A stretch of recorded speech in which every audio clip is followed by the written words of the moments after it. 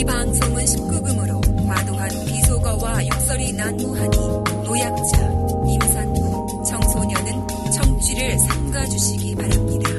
Round like a circle in a spiral, like a wheel within a wheel, never ending or beginning, on an ever spinning reel, like a snowball down a mountain or a carnival balloon, like a carousel that's burning, running rings around the room, like a clock whose hands are sweeping past the minutes of his face. 이 박사, 이 작가, 이제 시작하겠습니다. Whirling silently in space, like the circles that you find in the windmills of your mind.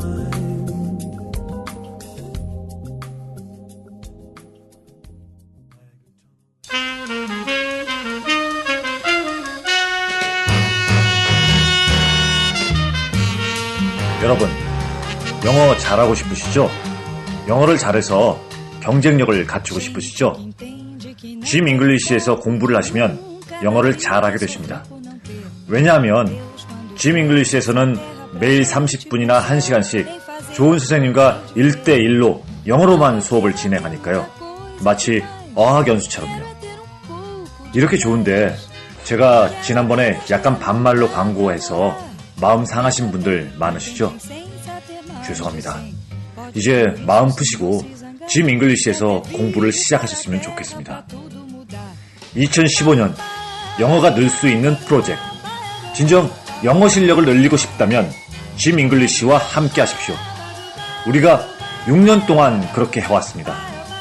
검색창에 짐 잉글리시를 입력하시면 여러분은 영어로 듣고 말할 수 있습니다. 초등학생부터 연세 높은 어르신까지 누구나 공부하실 수 있습니다. 고맙습니다.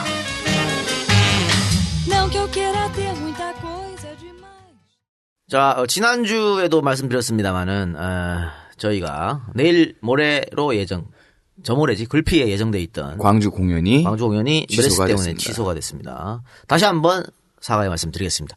우리도 이거 과잉대응한 거예요. 그렇지 않습니까? 그런가? 우리가 결정할 때까지 뭐 광주에 무슨 뭐 환자가 나왔나? 확진 환자가 나왔나? 광주 청정 지역이라고 그랬었는데. 그런데, 우리가 박원순 시장처럼 과잉대응해서 아예 혹시 모르니까 취소했다 이런 말씀 드립니다. 사실 공연 취소함으로써 우리가 받은 타격은 큽니다만 야 이건 국가에서 뭐 좀 해줘야 되는 거 아니야? 한번 얘기해볼까? 아니 국가에서 말이야 병원들 메르스 때문에 손해본 거 나중에 다 그 도움 준다 그러더라고. 지원해 준다 그러더라고. 그리고 농가 지금 뭐 저기 전라도 지역에 네. 마을 전체가 폐쇄된 적이 있지 않습니까? 그 마을에 지금 그 문재인 대표도 방문하고 그랬잖아. 그 뭐 택배 발송도 못 하고 아무도 못 들어오고 농작물 수확도 안 되고 모내기도 안 되고 이러니까 나중에 이 사태가 끝이 나면 국가에서 지원해 준다 그래요. 그럼 우리 같은 사람도 지원해 줘야 되는 거 아니야? 그치 우리도 그 무대 장치랑 음향이랑 공연 때문에 이게 다 위약금 물고 다 취소했는데 우리는 안 해줄 것 같은데. 이 방송을 들으시는 김근하 변호사님 거기에 대한 답변을 이동영 이사장에게 주시기 바랍니다. 아니 근데 뭐 그거야 뭐 김근하 변호사 어떻게 할 수 있는 게 아니잖아. 국가가 뭔가 해줘야 뭐 되는 거니까. 그래요. 어쨌든 메르스 때문에 난립니다. 그리고 우리는 어쨌든 메르스 때문에 광주 공연을 취소했다는 말씀드리고 아직 환불이 다 안 됐을 거예요. 점차적으로 하고 있는데 인원이 많다 보니까 환불하는 시간이 좀 걸리니까 늦더라도 좀 양해 바라드리겠습니다. 또 몇 분이 또 그 환불 필요 없다. 엔젤 펀딩에 써라. 그런 분도 계시더라고요.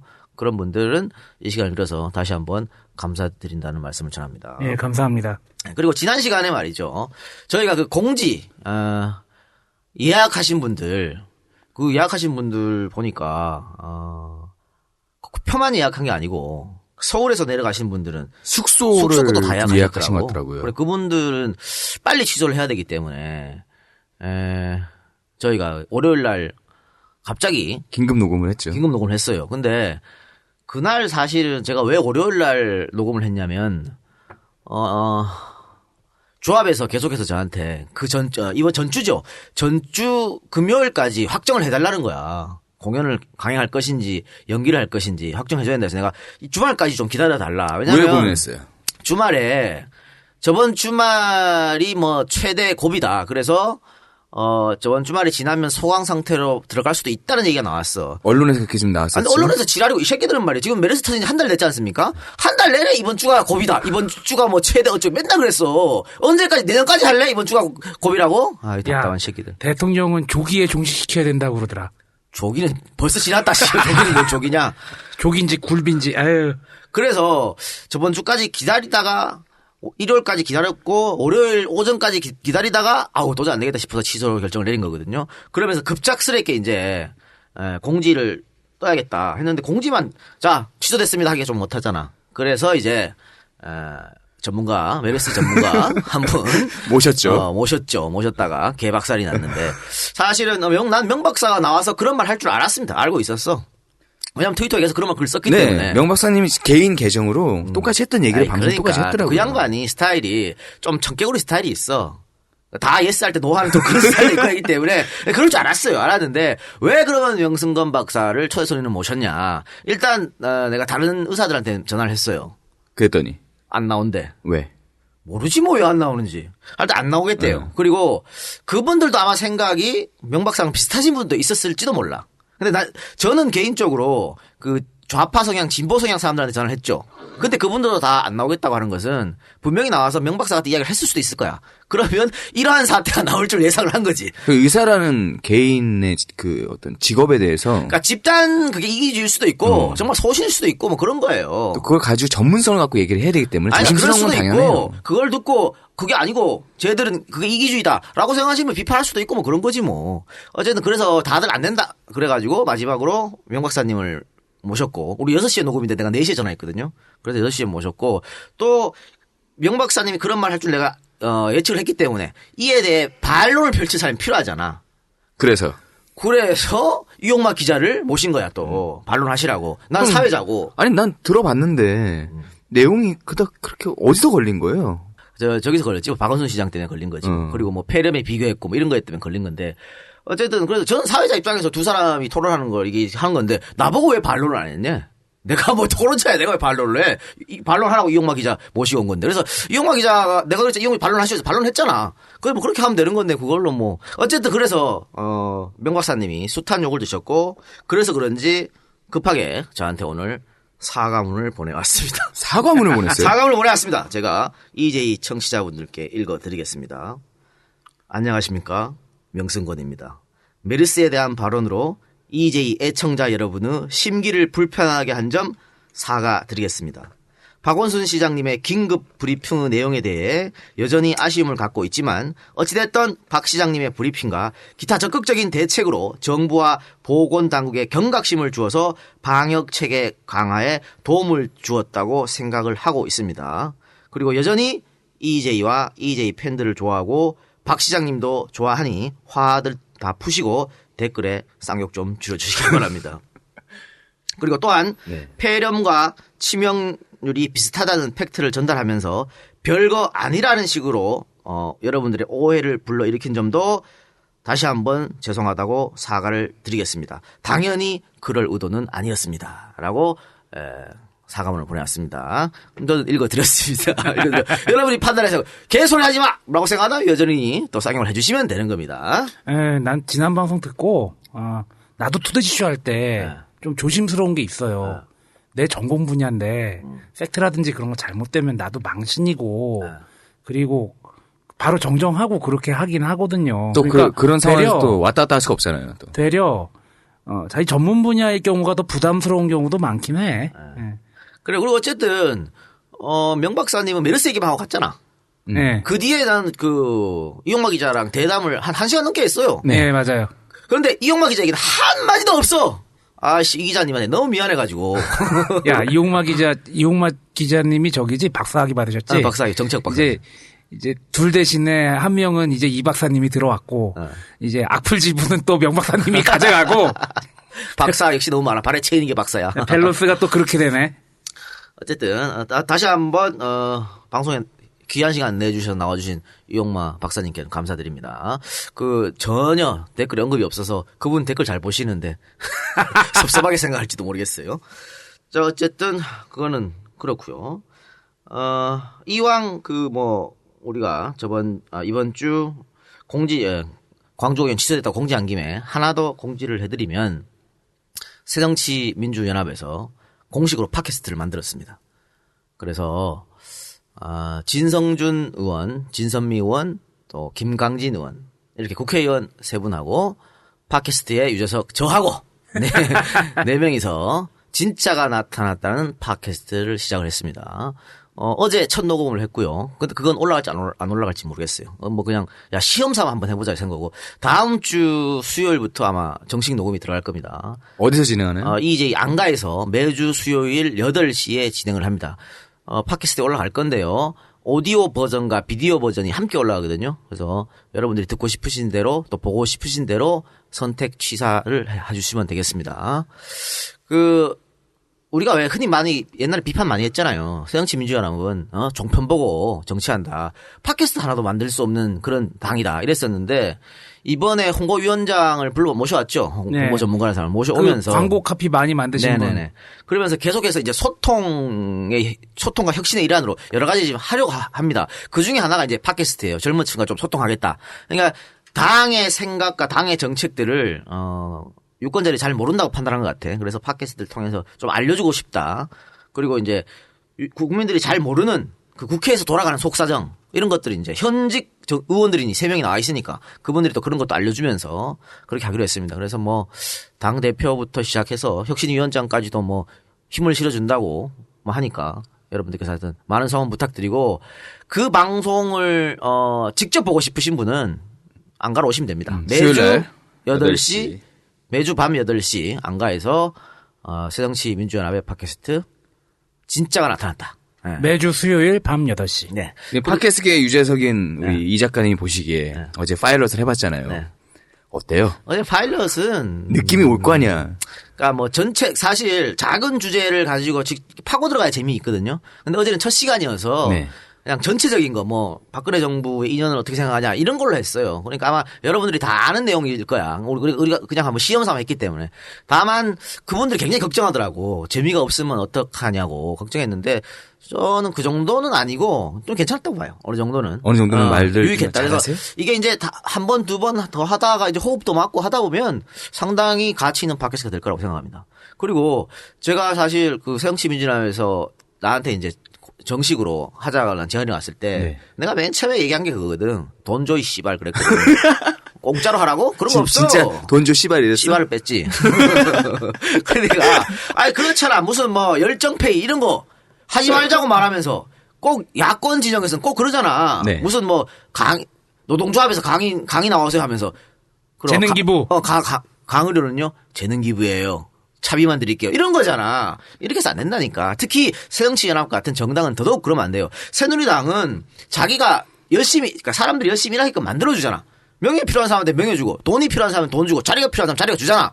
그래서 그 사람들이 정말 혼신의 힘을 다해가지고 새누리당을 도와주잖아. 밥값을 하는 거죠. 그러니까 또 그래서 분열이 안 되고, 싸울 때 싸우더라도 다 뭉쳐버리잖아. 근데 우리는 맨날 재능 기부 해달래. 그러니까 다 자기 목소리 내가 제일 잘났어 하면서 맨날 싸우고 떨어지고 이런 거예요. 재능은 마르고 다른 거죠. 그렇게 하다가. 그냥 새정치연합이 돈이 없는 것도 아니잖아. 세금으로 다 돈 많이 갖고 가잖아. 그러면 일하는 사람들한테 돈을 주라고 정직하게. 그래서 내가 돈 달라고 그래. 나 당연히 안 줄 줄 알았어.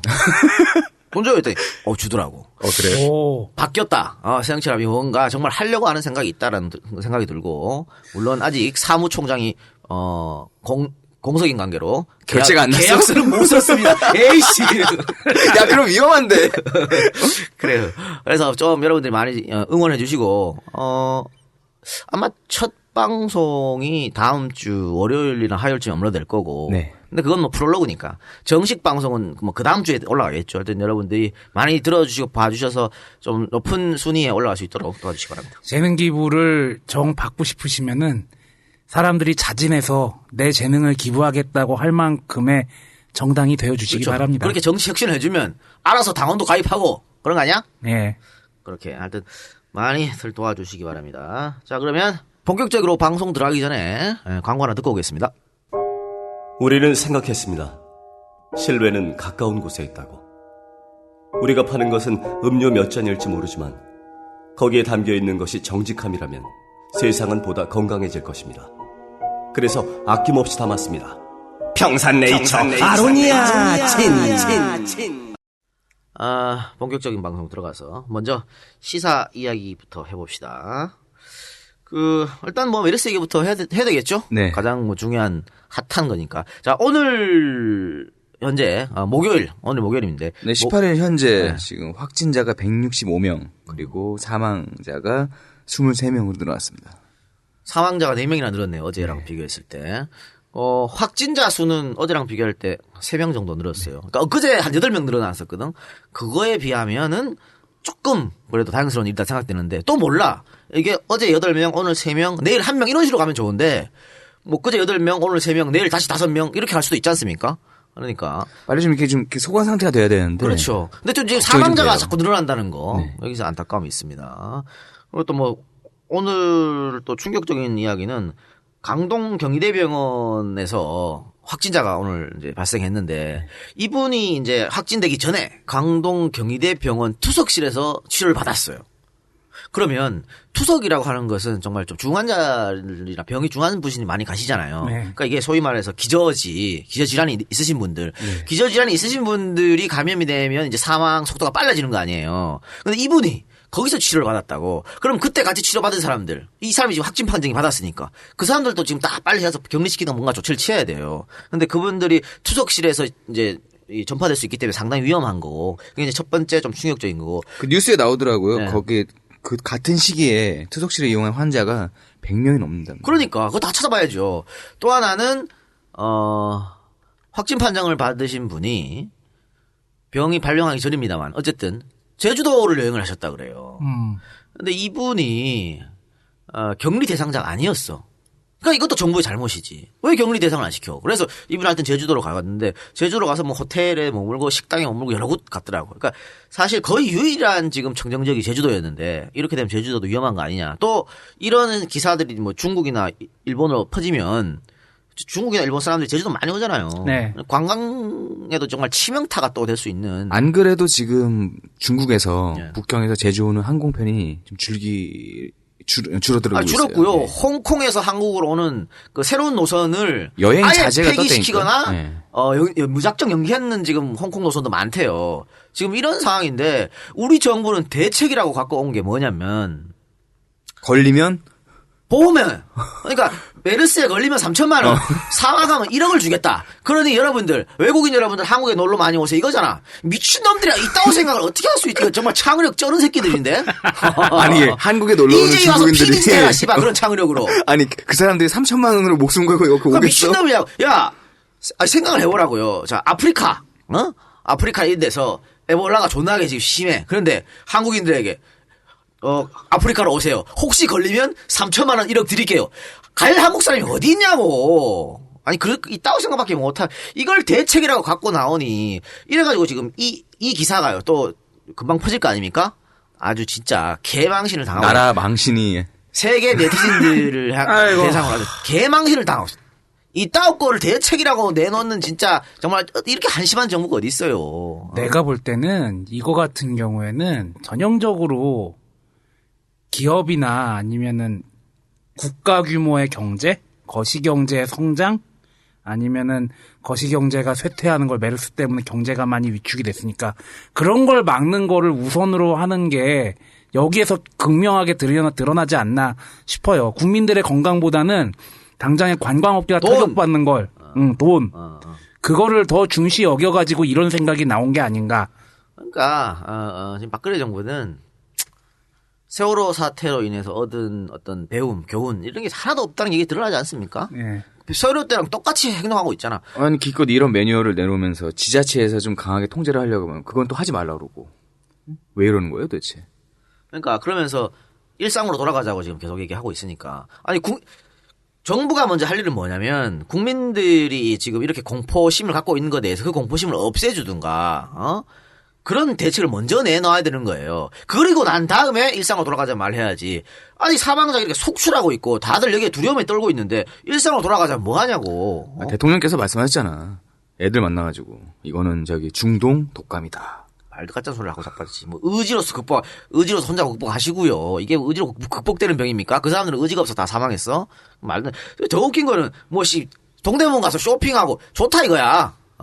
그럴 수 있지. 자, 뭐 그렇게 지금 국내 경제사 그렇게 보여준 것도 사정이 괜찮아. 안 좋으니까 제대로 이제 내수시 안 돌아가니까 대통령이나 뭐 여당 대표나 야당 대표나 그렇게 할 수 있는 거 좋아. 그런데 거기다가 대고 그 보도 자료를 뭐 동대문에 브로치랑 옷이랑 그런 걸 내놨어. 동대문에 갔더니 다들 대통령이 인기가 너무 좋아서. 박 대통령을 반겨하더라. 인기가 너무 좋더라. 그따위 보도자를 왜 내냐고. 브로치 씨발 그거 이걸 차고 오셨다. 어제 산 브로치 차고 오셨다. 왜 그 지금 여기가 씨발 조선민주주의 인민공화국이야? 아니 나는 그 뉴스를 보다가요. 그 밑에 보면 사진은 출처가 뜨잖아요. 근데 출처 제공이 청와대야. 그 에이 설마 다른 뉴스 보니까 진짜 청와대야. 그 브로치랑 옷 사진이. 그러니까 지금 이 정부는 정말 생각이 없는 정부입니다. 맞아. 메르스 그 사태 때문에 박원순 시장이 긴급 브리핑을 열었지 않습니까? 그 시간에 청와대에 뭐 했는지 알아요? 그 시간에 청와대에서 각 기자들에게 전화를 걸어가지고 유승민 욕했어요. 진짜요? 아니 이게 정부 조직 이거 있잖아 국회법 왜 그따구로 했냐고 유승민 욕해 그거 써달라고 지랄했다니까. 그러니까 지금 청와대하고 박정희래 씨. 야 개새끼야. 멀리 가지 마. 그 나오네 그 밥이지 뭐. 너 그러다가 정치 대승적으로 하십시오 얘기 나오겠다. 나 씨 막말 되는 거 아니야? 너, 앞으로 넌 아무것도 좋댔어 이 못하겠어. 새끼야. 화석이도 나 트위터에서 끌어. 어쨌든 박근혜 뭔 말하려고 그랬겠지? 그 시간에 유승민 욕하고 있었 욕했다. 때문에. 국회법 때문에 그런 거거든. 네. 그러니까 청와대라고 지금 박근혜 대통령은 메르스고 나발이고, 그러니까 온통 정신이 정쟁에 가 있는 거야. 정쟁. 그렇잖아요. 그러니까 대통령이 가장 관심을 기울일 것이 이제 국민 안전과 보건 아니야. 그런데 이거를 똑같은 시간에 서울시장이라는 사람은 요거 넘어가면서 긴급 기자회견을 가졌는데 대통령이라는 사람은 그 시간에 자기 당 대표 욕하는 전화를 기자들한테 돌렸다. 이게 말이 되냐고요, 이게. 박근혜 대통령이 관심을 갖는 거는 정쟁하고 지지율 같아. 아니야 사진도 좋아해. 그러니까 사진 찍히는 거. 내가 볼 때는 동대문 가서 아니면은 동대문 갔다 온 다음에 청와대에서 그런 보도 자료를 냈다는 것 자체가 우리 지지율 떨어지지 않았다. 아니, 떨어져서 그 행동을 한 거예요. 그러니까 떨어져서 그 행동을 한 거니까 그리고 그 결과 지지율 떨어지지 않았다더라 이런 얘기를 하고 싶었던 게 아닐까. 그러니까 미국 가는 거 취소한 것도 난 박 대통령 스타일상 100% 간다고 봤어. 미국을. 근데 미국 안 간다고 연기했잖아요. 맘상했을 것 이것도 같아. 30%가 무너졌니 나가니 이렇게 얘기 자꾸 나오니까 그런 선택을 한 거야. 그러니까 대통령은 지지도를 뭘 그렇게 신경 써. 박 대통령 일 잘하면 지지도는 알아서 올라가게 돼 있어요. 이거를 그냥 인위적으로 올리려고 이따오지 한다니까. 사진도 말이에요. 옆에 살려야 한다. 종이가 딱 붙어있어. 아주 그냥 절박한 사진을 갖다가 연출해 주시고 말이야. 100% 연출이지. 아니, 모니터를 씨발 돌려가지고 90도로 오는 사람이 어딨어? 사진 찍으려고 모니터를 자기 몸 반대쪽으로 돌려가지고 그렇게 사진 찍었잖아. 야, 뉴스타파 최 기자님인가 그분도 패러디에서 쓰셨더니 알려야 한다. 그 A4 용지에 그렇게 똑같이 붙이셨더라고. 많아요. 요즘 트위터 이런 데 보면 사진 많이 올라와요. 인스타그램에 자영업자분들 팔아야 한다. 이런 것도 많이 있습니다. 그냥 어쨌든 지금 대통령의 정신은 국회법밖에 없는데 말 나온 김에 국회법 얘기에 대해서 좀 해볼까요? 자, 다시 이제 공은 청와대로 넘어갔어요. 일단 국회의장이 중재안을 냈죠. 문구 하나를 바꾼 거예요. 요구에서 요청으로 바꿔가지고 양당 대표 불러가지고 이렇게 해서 지금 메르스 때문에 나라도 시끄러워가니까 이렇게 해서 청와대로 주자 이렇게 얘기했어. 근데 처음에 야당은 조까 이랬는데 받아들였어요. 오케이. 근데 야당으로서는 받아들이기 힘든 거였어 사실은. 왜냐하면 야당으로서는 이 국회법 지금 수정안 개정안이 강제성이 있다고 봤거든. 그렇기 때문에 이거를 근데 이 문구를 하나 바꾸면 강제성이 없어진다고. 요구와 요청은 확실히 다른 거죠. 그렇죠. 그랬는데도 오케이 해서 넘겨줬단 말이야. 그랬음에도 불구하고 지금 청와대는 뭐라 그러냐. 또 싫대? 또 싫다는 거야. 그게 한 글자 바꾼 게 뭐 차이야 똑같이. 이러고 있다고 지금. 근데 대통령이 뭔 생각을 하고 있는지 모르겠고. 근데 만약에 이게 대통령이 만약에 이제 정말 거부권을 행사해서 다시 돌아오잖아요. 이거 그러면 정말 심각한 상황에 처합니다. 정말 대통령은 정쟁밖에 생각 안 하는 그 상태로 가는 거예요. 사실 국회법 같은 거 우리가 언제 한번 설명한 것 같은데 저저번 방송에서 얘기했었죠. 모법하고 시행령하고 달라가지고 그런 거 아니야. 그러니까 예를 들면 세월호 사실 세월호 특별법 때문에 이게 이제 국회법 개정을 야당이 걸어가지고 올린 거거든. 세월호 특별법을 만든 이유가 있지 않습니까? 국민들이 요구했고 세월호 유가족들이 진실을 밝혀달라고 해서 세월호 특별법을 만든 거 아니야. 예. 대통령이 사과하고 이러면서 그랬는데 그러니까 세월호 특별법의 취지가 이제 진실을 밝히는 거죠. 그렇게 해가지고 정부에 올렸는데 정부가 이거를 시행령을 만들면서 진실을 모르게끔 시행령을 만들었단 말이야. 그러면 이 특별법을 만든 취지하고 어긋나잖아. 그래서 그러면 안 된다. 그럼 그 시행령을 고쳐라. 이런 건데 대통령이 싫다고 한 거 아니야 지금. 그럴 수 없다. 우리 마음대로 하겠다. 그랬으니까 이거는 사실 상권 불법 어긋나고 이것도 말이 안 되는 거예요. 말이 안 돼. 그건 뭐 설명했으니까 넘어가고. 어쨌든 지금 이 상황에서 대통령이 그자는 거부권 행사는 쉽지만 않다고 봐. 왜? 만약에 거부권 행사를 했다. 근데 200명이 넘는 사람 국회의원이 통과시켜 준 거잖아. 그런데 거부권 행사했다고 해서 이거를 만약에 대빠꾸를 치면 새누리당 국회의원들은 저번 시간에 언급한 대로 망하고밖에 안 되는 거지. 우리 엄마가 안 된다 이거밖에 안 되는 거잖아. 대통령도 국민이 선출했지만 국회의원도 국민이 선출한 거 아니에요? 맞아요. 우리 대신에 국회에 들어가서 일하라 그랬잖아. 근데 국민들의 의사는 묻지 않고 대통령이 안 돼. 우리 엄마가 안 된다 그랬으니까 안 된다? 이건 말도 안 되는 거예요. 자괴감 느낄 것 같아 새누리당 의원들이. 그러니까 그래서 저는 아마 이거 제 의결을 하면 통과가 될 수도 있다고 봐. 그러니까 그러니까 친박 몇 명 의원들만 반대하겠지. 그러면 만약에 거부권이 부결돼 버렸다. 거부권 행사했는데 재의결됐다. 그러면 바로 레임덕이에요. 그렇지 않아요? 그렇죠. 대통령은 이제 더 이상 뭐 할 말도 없잖아 이제. 그러니까 바로 레임덕이야. 바로 레임덕이기 때문에 대통령이 쉽게 거부권 행사를 할 수는 없다고 저는 보는데 그래서 하나 방법이 나오는 게 자동 폐기. 그건 뭐야 또? 거부권을 행사했어. 근데 국회에서 이걸 재상정하지 않고 그냥 자동으로 시간 끌다가 자동 폐기하는. 그럼 그것도 마찬가지. 그것도 국회의원에서 할 일이 아닌 것이죠. 그럼 이거는 새누리당은 국민들을 정말 웬만한 그런 사람들로 낙인 찍힐 수밖에 없어요. 그런데 총선이 이제 다가왔잖아? 그러니까 새누리당은 이거 함부로 못해. 그러니까 이럴 수도 없고 저럴 수도 없는 게 지금의 새누리당 사람들이고. 그래서 저는 박 대통령이 쉽게 거부권 행사하지 못할 거라고 봅니다. 근데 쉽게 거부권 행사를 못하게 하려면 여론이 압박해줘야 되는 거지. 국민들이 계속 관심을 가져줘야 돼요. 근데 거부권이 뭐 지금껏 한 번도 없었던 것도 아니고 한 70번 있었어요. 역대 정권에. 아니 그 양반이 그 얘기를 듣겠어 그거를? 그러니까 지금 뭐 정치 상황을 얘기해줬잖아. 쉽지 않다고. 근데 이런 한 70번의 거부권 행사 중에 반반이야. 한 50%는 재의결, 50%는 거부권대로 됐거든요. 근데 이번만큼은 쉽진 않을 것이다. 저는 하여튼 그렇게 봅니다. 그리고 이거는 국회의장도 무시하는 거지 뭐. 그렇잖아. 그런데 하여튼 이 문제는 조금 더 지켜봐야 될 것 같고요. 표결 얘기 나와서 그러는데 오늘 그 국무총리가 통과가 됐습니다. 뭐 예정된 수준 아니겠습니까? 그렇죠. 당연히 예상된 대로 흘러가는 그런 156대 120. 거의 네. 뭐 전표가 다 소화됐네요. 근데 뭐 이것은 뭐 우리가 뭐 당연히 예상을 한 것인데 문제는 그거였어요. 야당이 투표에 참여하느냐 안 하느냐.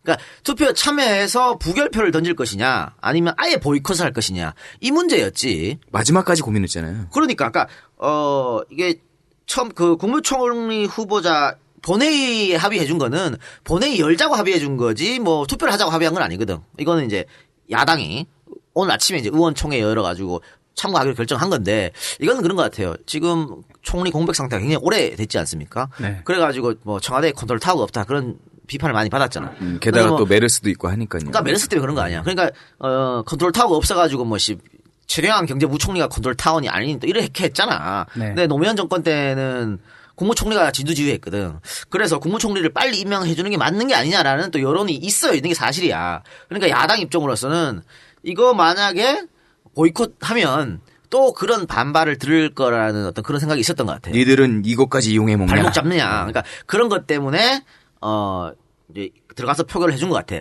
근데 다만 이종걸 원내대표가 또 하나 그 정책을 발휘한 건 있죠. 이제 청문회 제도를 개선하자. 그렇다면은 우리가 투표해줄게. 이런 건 걸었어요. 그게 뭐냐면 지금 이번에 황교안 국무총리 청문회에서 봤지만 이 청문회 무용론이야. 이따위로 청문회하면 할 필요가 없는 거야. 자료도 씨발 안 주고 뭐 어쩌라는 거야. 그렇죠? 그냥 말하기 싫은 건 안 하고. 배째라고 하면 그만이거든.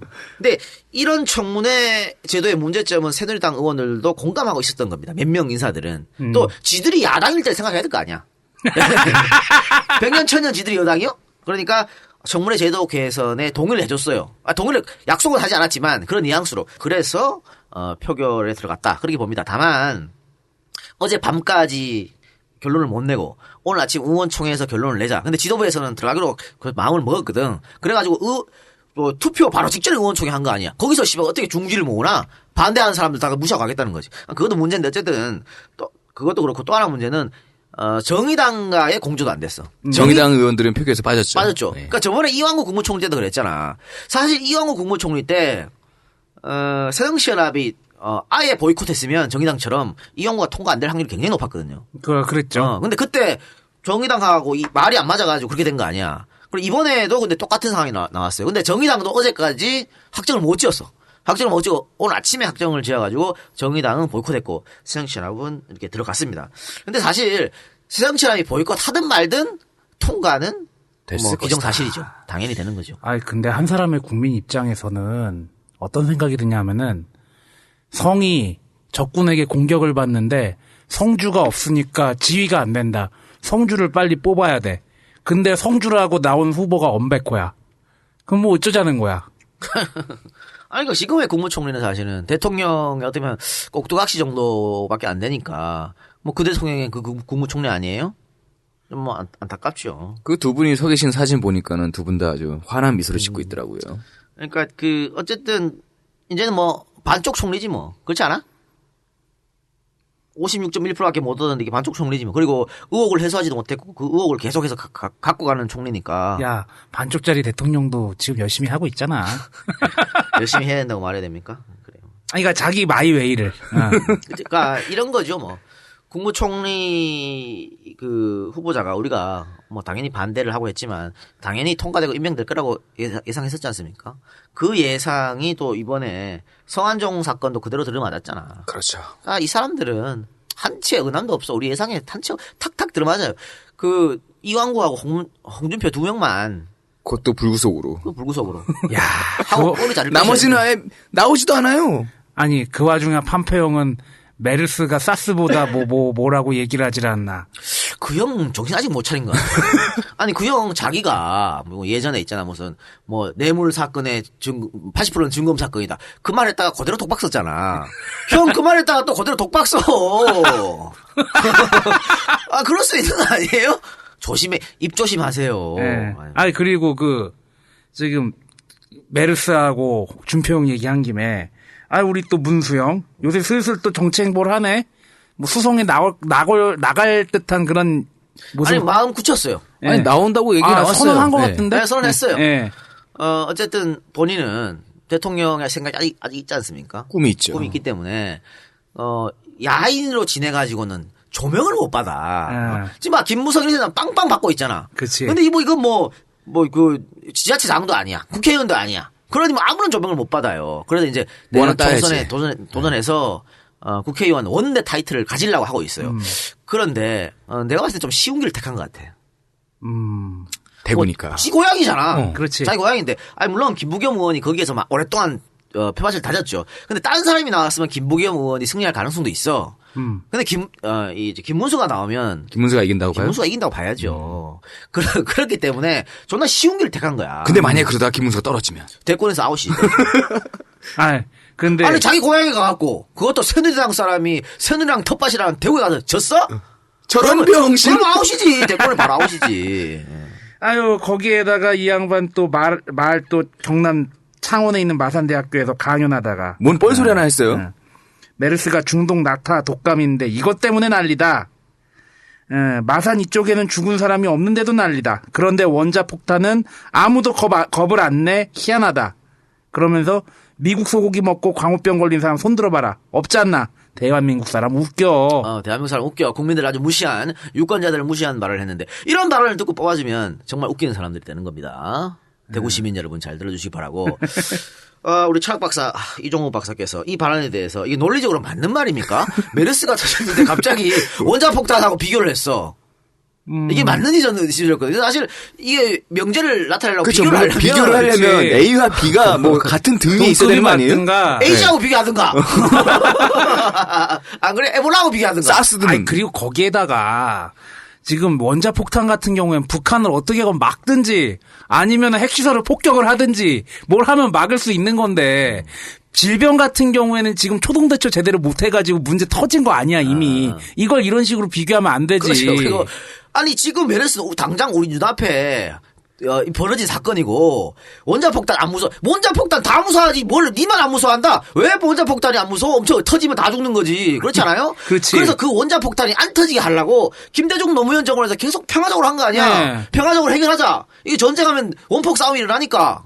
그래 정상회담도 하고 퍼지기 논란을 일으키면서까지 계속 북한 도와주고 미국한테 얘기해가지고 니네 사이좋게 좀 지내라 하고 육자회담하고 지랄한 거 아니야. 아니 그래서 반대로 나도 얘기를 한 거예요. 아니 그래가지고 그렇게 북한 싫어한다는 양반이 뭐 연평도 포격이나 맞고 앉아 있고 아니 지네가 뭐 북한에 대해서 뭐 한 게 있냐고 그럼. 그리고 지자체 장을 했다는 사람 입에서 아니 어떻게 여기 마산은 메르스가 없는데 죽은 사람이 없는데 왜 난리예요? 이런 말을 어떻게 할 수 있지?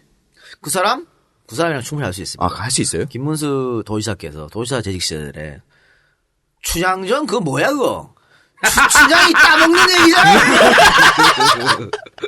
그분이면 진짜 그랬어? 그래. 충분히 할 수 있습니다. 춘향이 따먹는 소시적에 많이 따먹어봤는 모양입니다. 야 어떻게 생각해? 날 쳐다보고 있으라리야 개새끼야. 같은 과 사람으로서 어떻게 생각해? 내가 왜 김문수랑 같은 거예요? 따먹는 걸 같은 과 사람 아니야? 시끄러. 이 정도 수준밖에 안 돼. 이것도 그래가지고 이 발언도 공식 석자리에 됐어요. 이 사람 수준을 알 수 있는 그래 거죠. 그럼 또라이지. 어떻게 그런 얘기를 공정에 잘하세요? 내가 우리 공무원들 보고 이야기해. 청백리 따지지 마라. 대한민국 지금 공무원이 얼마나 청백리냐. 역사를 읽어보세요. 그 춘향전이 뭡니까? 변사또가 춘향이 따먹으려는 거 아닙니까?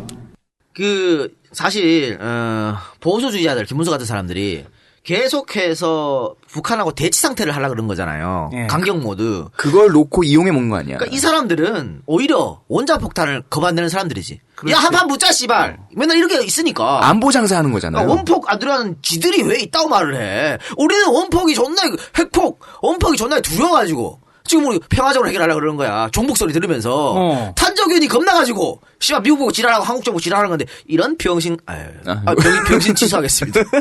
하여튼 김문수 전 도지사에 대해서 자세히 알고 싶으시면 와주테이의 박지들을 이거 와주테이 박지들 많이 읽어주시고 제가 말씀드렸던 대로 와주테이 박지대에 등장한 사람들이 지금 거의 다 아웃됐지 않습니까? 정치 인생에서.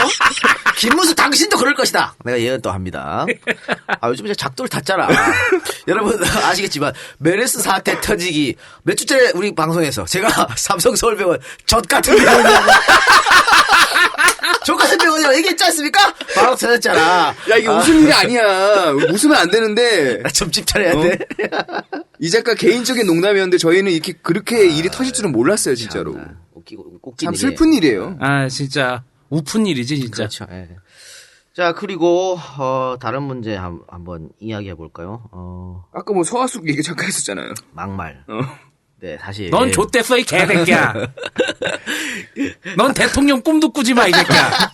그러게 접겠습니다. 씨발. 아니 서하숙 씨가 했던 이 정도 말 가지고 막말이라 그러면 난 접어야지 뭐. 그렇지 너는 저기 않습니까? 구글이랑 협의를 해야 돼? 아이씨, EJ 145회 했는 거 다 지워야겠네, 씨. 어느 순간 사라지면, 이 작가 저 새끼 정치의 꿈이 있구나. 이런 생각을 해주시기 바랍니다. 그런데 이거는 저는 그런 것 같아요. 트위터가, 저는 사적 공간은 아니라고 봐. 트위터가. 개인적 공간은 아니지만, 그렇다고 이게 공적 공간이냐? 그것도 아니라고 봐요. 어떻게 트위터가 공적 공간이야? 그렇지 않잖아. 그냥 개인이 자기의 의견을 남들과 교류하는. 그렇지만은 이 전형적으로 사적 공간이 아니기 때문에 말을 조심해야 되는 건 맞아요. 뭐 비유하면은 팟캐스트가 공식적인 방송이 아니면서도 그렇죠. 일부 방송의 성격을 띠고 있는 거랑 비슷한 거죠. 그런데 서하숙 씨가 이 새정치민주연합의 윤리심판원 소속으로 그 직책을 가지고 트위터에다가 이런 말 썼으면 이건 막말 파동이 맞아요. 하지만 이 시점에서는 그런데 상관이 없다. 서하숙 씨는 그냥 개인 서하숙으로 내가 싫어하는 정당, 내가 싫어하는 국회의원들을 비판한 거야. 그때 당시에. 근데 그게 왜 막말로 그런 사람이니까 여기 들어오면 안 된다 그래. 나는 좀 그게 이해가 안 가요. 물론 서하숙 씨의 트위터에 문자가 있는 거 많아. 저도 옛날에 한번 비판했어요. 무슨 뭐 극장에 가갖고 어쩌고 이런 거. 그러니까 누나 트위터 끊어. 제일 좋은 건 트위터를 끊는 거예요. 하여튼 그랬는데 퍼거슨 또 1승이요? 그걸 가지고 윤리심판에 들어가면 안 된다고 말하는 것도 난 좀 웃긴다고 봐. 물론 새정치민주연합 쪽에서는 서하숙 그 위원의 과거의 트위터 이런 말을 몰라서 이렇게 했다고 봐요. 알았으면은 처음부터 아예 임명 안 이쪽이 안 했겠죠. 했겠죠. 근데 몰라서 이렇게 했는데 그렇다고 해서 그 문제로 임명한 거를 철회한다는 것은 또 이상하다. 그래서 개인적으로는 하여튼 그렇게 생각합니다. 그러니까 서하숙 의원이 지금 종편에서 막말을 엄청 공격하잖아요. 네. 이런 말을 했어. 이완구 국무총리가 후보자로 지명됐을 때 박근혜는 과연 부정 당선된 X답다. X는 뭐 알아서 생각하시고 이완구 도둑놈 XX 뭐 이렇게 썼습니다. 그리고 이완구 연봉은 새누로 찍은 놈들이 따로 내라. 뭐 개쓰레기인 이명박근혜 정부 뭐 이렇게 했었는데 지금까지 들은 얘기 중엔 틀린 말은 별로 없는 것 같은데요. 뭐 그럴 수도 있지만 어쨌든 근데 이걸로 이용당하는 게 좀 안타깝죠. 이런 걸로 이용당하는 게 좀 안타깝고. 용민이 지금 몇 년째 고생하잖아. 그러니까 또 지금 새정치민주연합에서 혐오 발언 제재법이라는 걸 들고 나왔거든요. 그러니까 뭐 홍어라든가 지역 비하 발언 있잖아요. 네. 그리고 종북 좌빨 빨갱이 이런 거를 제재하자. 새누리당에서? 아니야 새정치연합에서. 새정치연합에서. 근데 이건 좀 저는 이 법안에 대해서 심사숙고했냐 좀 의심이 들어요. 왜냐하면 지금 있는 법으로 처벌할 수 있어요. 그래서 일베 애들 처벌 많이 됐잖아. 네. 세월호 유족 비하하고 이런 애들 다 처벌됐잖아요. 네. 광주 5.18 유족들 처벌됐잖아. 그러니까 지금 있는 법으로 처벌하면 돼. 근데 여기다 대고 뭐 어떻게 더 하자는 얘기야. 더 할 수가 없어요. 그렇게 되면은 표현의 자유나 이런 그렇지. 영역까지도 들어갈 수 있다. 이거 저 헌법재판소 들어가면 그것도 또 아웃돼. 그러면서 이걸 왜 갖고 왔는지 모르겠어. 이거는 이런 것보다 그냥 일베를 유해 사이트로 지정해요. 그게 나아. 그게 제일 빠르지. 그게 제일 빠른 방법이야. 네. 그러니까 이런 거는 저는 지지도 못 받을 거라고 봐요. 또 이게 사실 나중에는 부메랑으로 돌아올 수도 있어. 그러니까 아까 그렇지. 서하숙 의원의 말처럼 뭐 이명박 박근혜나 박정희나 이승만 욕한 사람들 많잖아요. 저도 우리도 하고 그런 것도 처벌하자. 이럴 수도 있다니까. 네. 그러니까 이거는 글쎄요. 이건 넷 인터넷의 어떤 자정작용 이런 것들을 무시하는 행동이 아닌가. 또 현실적으로 법을 이거보다 지금 명예훼손이나 모욕죄보다 더 강한 뭘 만들기가 어렵다니까요. 그러니까 왜 이런 생각을 해도 좀 이해가 좀 안 가네요. 뭔가 그냥 피드백을 주려고 했던 것 같아요. 그러니까 이런 거 하자 그러면서 니네는 왜 윤리심판원에 막말하는 서하숙을 임명하냐? 이렇게 돼버리잖아. 그렇지. 그리고 나는 한마디 더 하면은 만약에 서하숙 전 기자가 윤리심판위원회 하는 걸 반대한다. 그러면은 우리 막말 니들이 감히 막말을 논해. 그거 한번 들어보시라고. 강추. 예. 그렇게 되면은 한나라당 새누리당에서 지금 국회의원 하시는 분들 배지 다 반납하셔야 됩니다. 그래요. 그리고 몰라요. 지금 서하숙 의원이 어떻게 또 새정치연합이 어떻게 저쪽 종편의 공격에 대해서 어떻게 대처하는지 뭐 대처할지 잘 모르겠습니다만은 저는 저렇게 공격한다고 임명한 걸 나가라고 하면 정말 저쪽 공격에 말려드는 거예요. 그러니까 제가 뭐 어떻게 하라고 얘기는 안 하겠습니다만 만일 저 같으면 만일 내가 이제 나도 궁금했어. 어떻게 들어갔는데 얘들이 옛날 내가 했던 것들 쑥 끌고 와가지고 이런 말 했어라고 하면 족가 그럴 거야 나는. 뭐 15조라고. 자, 시뮬레이션 해보자. 네가 만약에 국회의원이 됐어. 국회의원이 됐는데 새누리당 이종우 의원이 그러면서 아니 예전에 뭐 박근혜 욕하고 박근혜 전 대통령 욕하고 뭐 막말 많이 하고 뭐 여자 따먹는 얘기하고 뭐 그랬네요. 팟캐스트가 뭔지 모르는구만. 공부하고 와! 개새끼야. 아니, 이게 공중파야? 일부러 듣고 싶은 사람이 찾아가지고 듣는 건데, 듣기 싫으면 안 들으면 그만이고, 앞에다가 그런 욕설이나 그 쌍스러운 게 있으니까 듣지 말라고 광고라도 했는데, 왜 쳐듣고 가지고 오라고 지랄이야? 허허, 이렇게 되는 거지. 그거는 뭐. 그리고 지들이 했던 게 훨씬 더 독하기 때문에 그런 얘기도 못 할 겁니다, 아마. 그리고요, 저희가 약자에 대해서 공격한 적이 한 번도 없지 않습니까? 약자를 조롱하고 약자를 욕했던 적이 없잖아요. 다 기득권 세력들, 힘을 가지고 있는 사람들, 돈이 많은 사람들한테 비판하고 욕한 거 아니야. 그거는 용기예요. 그건 선비정신이야. 나 안동 출신이야. 우리가 우리 입으로 이렇게 얘기하니까 괜찮아. 좀 팔린다, 야. 나 오늘 파라코 김영환 특집 준비하면서 다시 한번 고향에 대한 자부심을 느꼈습니다. 거기서 태어났어 나는. 물론 한편으로는 김영환 특집을 준비하면서 제가 왜 안동의 4대 천왕이라고 가불거렸지 않습니까? 네. 굉장히 창피하더군요. 내가 이제 그런 훌륭한 조상들 앞에서 내가 그렇게 까불었다니 반성하고 더더욱 열심히 하겠다는 생각이 들었습니다. 그러니까 안동의 이씨 4대 처당으로 바꾸자. 알겠습니다. 자, 그러면 본격적으로 파라코 김용환 특집 들어가 보도록 하겠습니다. 유기농 한우 전문 브랜드 네이처오다에서 유기농 한우의 퇴비를 먹고 자란 유기농 토마토를 선보입니다. 국가인증 유기농 하우스에서 자연 그대로 햇빛과 물 그리고 바람으로 자라는 네이처오다 유기농 토마토는 화학 비료를 사용하지 않고 유기농 한우의 퇴비, 유기쌀겨, 유기농 깻묵 등 자가 제조한 유기농 퇴비 등을 사용하여 토마토의 영양분을 제공합니다. 또한 진딧물 등의 병충해를 천적과 친환경 자재로 활용한 방법으로 방제하며 인위적으로 크기를 키우거나 수정을 맺게 하기 위한 호르몬제를 투여하지 않고 수정벌들이 직접 꽃을 찾아 수정하여 보다 자연스럽고 안전하게 키워냅니다. 이제 매일 새벽에 수확한 안전하고 맛있는 유기농 토마토 5kg을 27,500원에 네이처오다에서 만나보세요. 가입하시면 바로 사용 가능한 적립금 3,000원과 모든 제품 3% 적립, 무료 배송으로 만나실 수 있습니다. 첫 구매 시 배송란이나 게시판에 EJ를 적어주시면 유기농 황소곰탕 한 팩을 서비스로 드립니다. 빨리 가입하세요. 진짜 자연이 오다. 네이처오다. 자, 오늘은 파라코 김용환 특집입니다. 그 김용환 선생 이야기는 우리가 저희 방송에서 여러 번 얘기했었죠. 여러분 하여튼 독립운동가 누구인지는 모르겠는데 특집 때 그 파라코 선생 김용환 선생 이야기를 한번 했습니다. 네. 한번 했었는데 그러면서 우리 약속을 했지. 다음에 언젠가 한번 정식으로 하겠다. 김용환 선생 이야기를 한번 합시다. 네. 이랬는데 말이죠. 너무 안타까워요. 자료가 전무합니다. 진짜 없더라. 네, 자료가 정말 없습니다. 제가 며칠에 걸쳐서 국회 도서관 또 중앙도서관 다 돌아봤고 뭐 독립운동 뭐 기념 자료집 다 찾아봤는데도 자료가 없어요. 그래서 독립운동 하셨던 분인데. 그러니까 너무 좀 안타깝다. 이런 분들의 행적을 정말 많이 발굴해서 전기도 만들고 그렇지 않습니까? 이런 걸 좀 해야 되는데 지금 뭐 이분이 어떻게 살아왔는지 행적을 알려면은 뭐 인터넷에 찾아보는 거 아니면 직접 보려면 안동에 있는 독립운동 기념관 그 정도 가야 알 수 있어요. 그래서 좀 안타까운 생각이 들었는데 어쨌든 뭐 이분의 생애는 이분의 생애뿐 아니고 이분 집안 전체의 생애는 우리가 알아두면 반드시 도움이 될 것이라고 보고 그러니까 그 이회영 선생 집안 하면서 많은 분들이 눈물을 흘리고 감동받았지 않습니까? 네.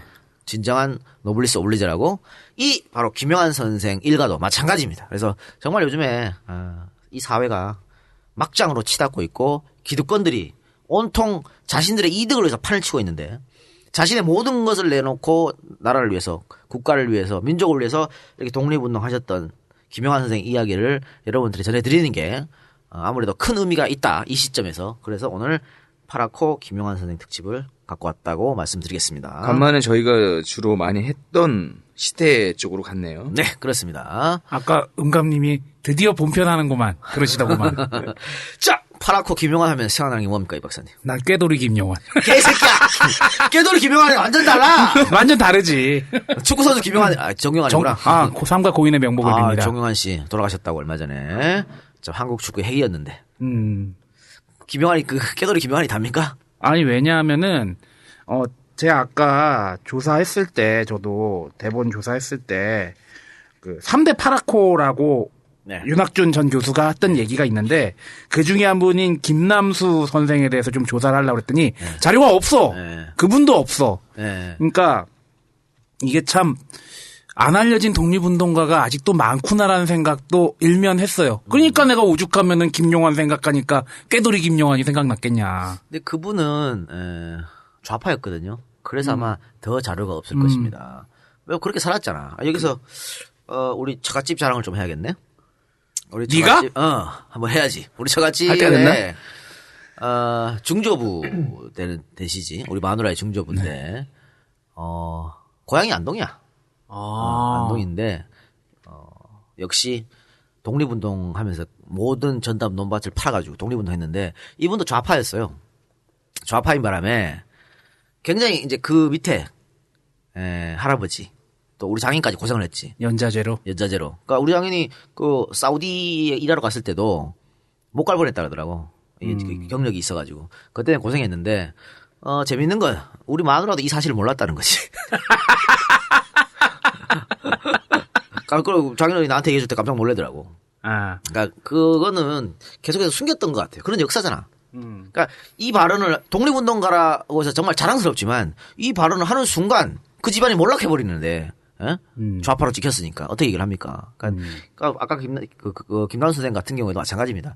좌파 독립운동가니까 기록이 없는 거예요. 네. 그러니까 정말 유명했던 좌파 독립운동가들도 노무현 정부 들어갔고 복권됐잖아. 그렇죠. 그 세월이 얼마입니까? 그런데 물론 뭐 독립운동가가 유명하고 안 유명한 독립운동가가 어디 있고 뭐 큰 운동하고 작은 운동한 독립운동가가 어디 있겠습니까만은 그러니까 우리 처갓집에처럼 조금 덜 알려진 독립운동가들은 아예 기록조차 없으니까 너무 안타까운 거야. 나는 이런 차원에서라도 빨리 우리나라랑 북한이랑 관계가 개선이 돼가지고 좀 숨겨진 독립운동가들 많이 찾아내서 역사도 좀 바로 세우고 북한엔 자료가 있을 거 아니야. 그렇죠. 북한에 있는 자료 발굴해서 좀 사상적으로 문제 있는 거는 걸러낼지라도 그분들이 했던 독립운동 활동 같은 것도 남북한이 공동으로 좀 많이 찾아내고 그리고 뭐 고대사라든지 그런 부분도 남북한이 공동으로 좀 방어할 거 방어하고 그랬으면 좋겠어요. 나 그러면 이제 또 정치를 하나 못할 이유가 생겼네요. 왜요? 처갓집이 월북한 빨갱이 집안이야? 이런 거 아니야? 그래서 내가 아들을 버려야겠습니까? 아니, 세상은 뭔 생각납니까? 예, 저도 뭐 이분 일생을 좀 찾아보다 보니까 이분도 엄청난 부호였는데도 불구하고 이렇게 말년 그리고 그 자손도 후손들은 아무것도 남지 않았잖아요. 네.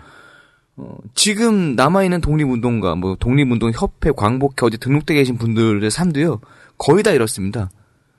심지어는 서훈이라고 그러죠. 서훈을 받은 분들도 기초 생활 막 그런 거 연금 받아가 어렵게 살고 있고요.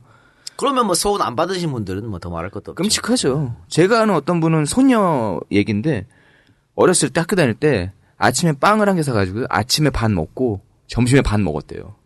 할아버지가 독립운동가였기 때문에.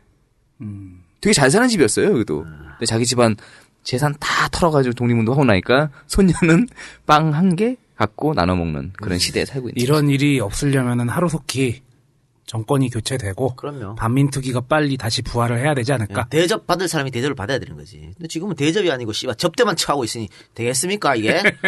어쨌든 뭐 이번 특집을 하면서 다시 한번 우리 독립운동가들의 위대함을 저는 깨달았습니다. 다시 한번 깨달아서 종거리 형을 욕하려고 지금 마음을 먹고 있는데 참 쉽지가 않네. 그 형은 까방권이 좀 많이 지금 두께가 좀 아이고, 두꺼워요. 참 진짜. 할아버지 명성에 누가 안 되도록 열심히 하시기 바랍니다. 진짜 이러다 빡치면은 할아버지가 독립운동했지 이종걸 의원이 독립운동한 거 나올 아니잖아. 수도 있어. 나올 수도 있어. 아니 이번에 봐요. 아이씨 이번에 사실 사무총장 공석이라고 얘기했잖아요. 그래서 사무총장 자리에 최재성 의원을 임명한다 그래 또 비노에서 씨발 난리친 거 아니야. 또 개파 싸움 나오고 또 난리가 났더만. 근데 씨발 최재성은 또 친노도 아니에요. 그렇지. 근데 비노가 아니란 이유로 안 된다는 거야.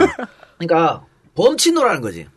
범친노인데 참 많다. 야, 그 범친노는 도대체 뭐야? 범친노가 안 된다는 얘기인데 저는 너무 답답한 게 사무총장이나 당직 인사는 누가 합니까? 당대표가 하는 거예요. 김한길 때 안 그랬어요? 김한길 사무총장 자기 사람 안 심었어? 원래 고유 권한이잖아요. 원래 고유 권한이라고 할 수 없지만 그러니까는 원래 다 해요. 그 정도 그렇게. 하잖아 그렇게. 아니 새누리당에 안상수는 안 했어요? 홍준표는 할 때 안 그랬어? 박근혜는 안 그랬어? 자기 사람 데리고 들어와야 될 거 아니야. 다 자기 사람 심었어. 근데 왜 문재인은 안 된다는 거야? 그거 최재성이 문재인 사람도 아니잖아. 근데 왜 안 돼? 범친노라서.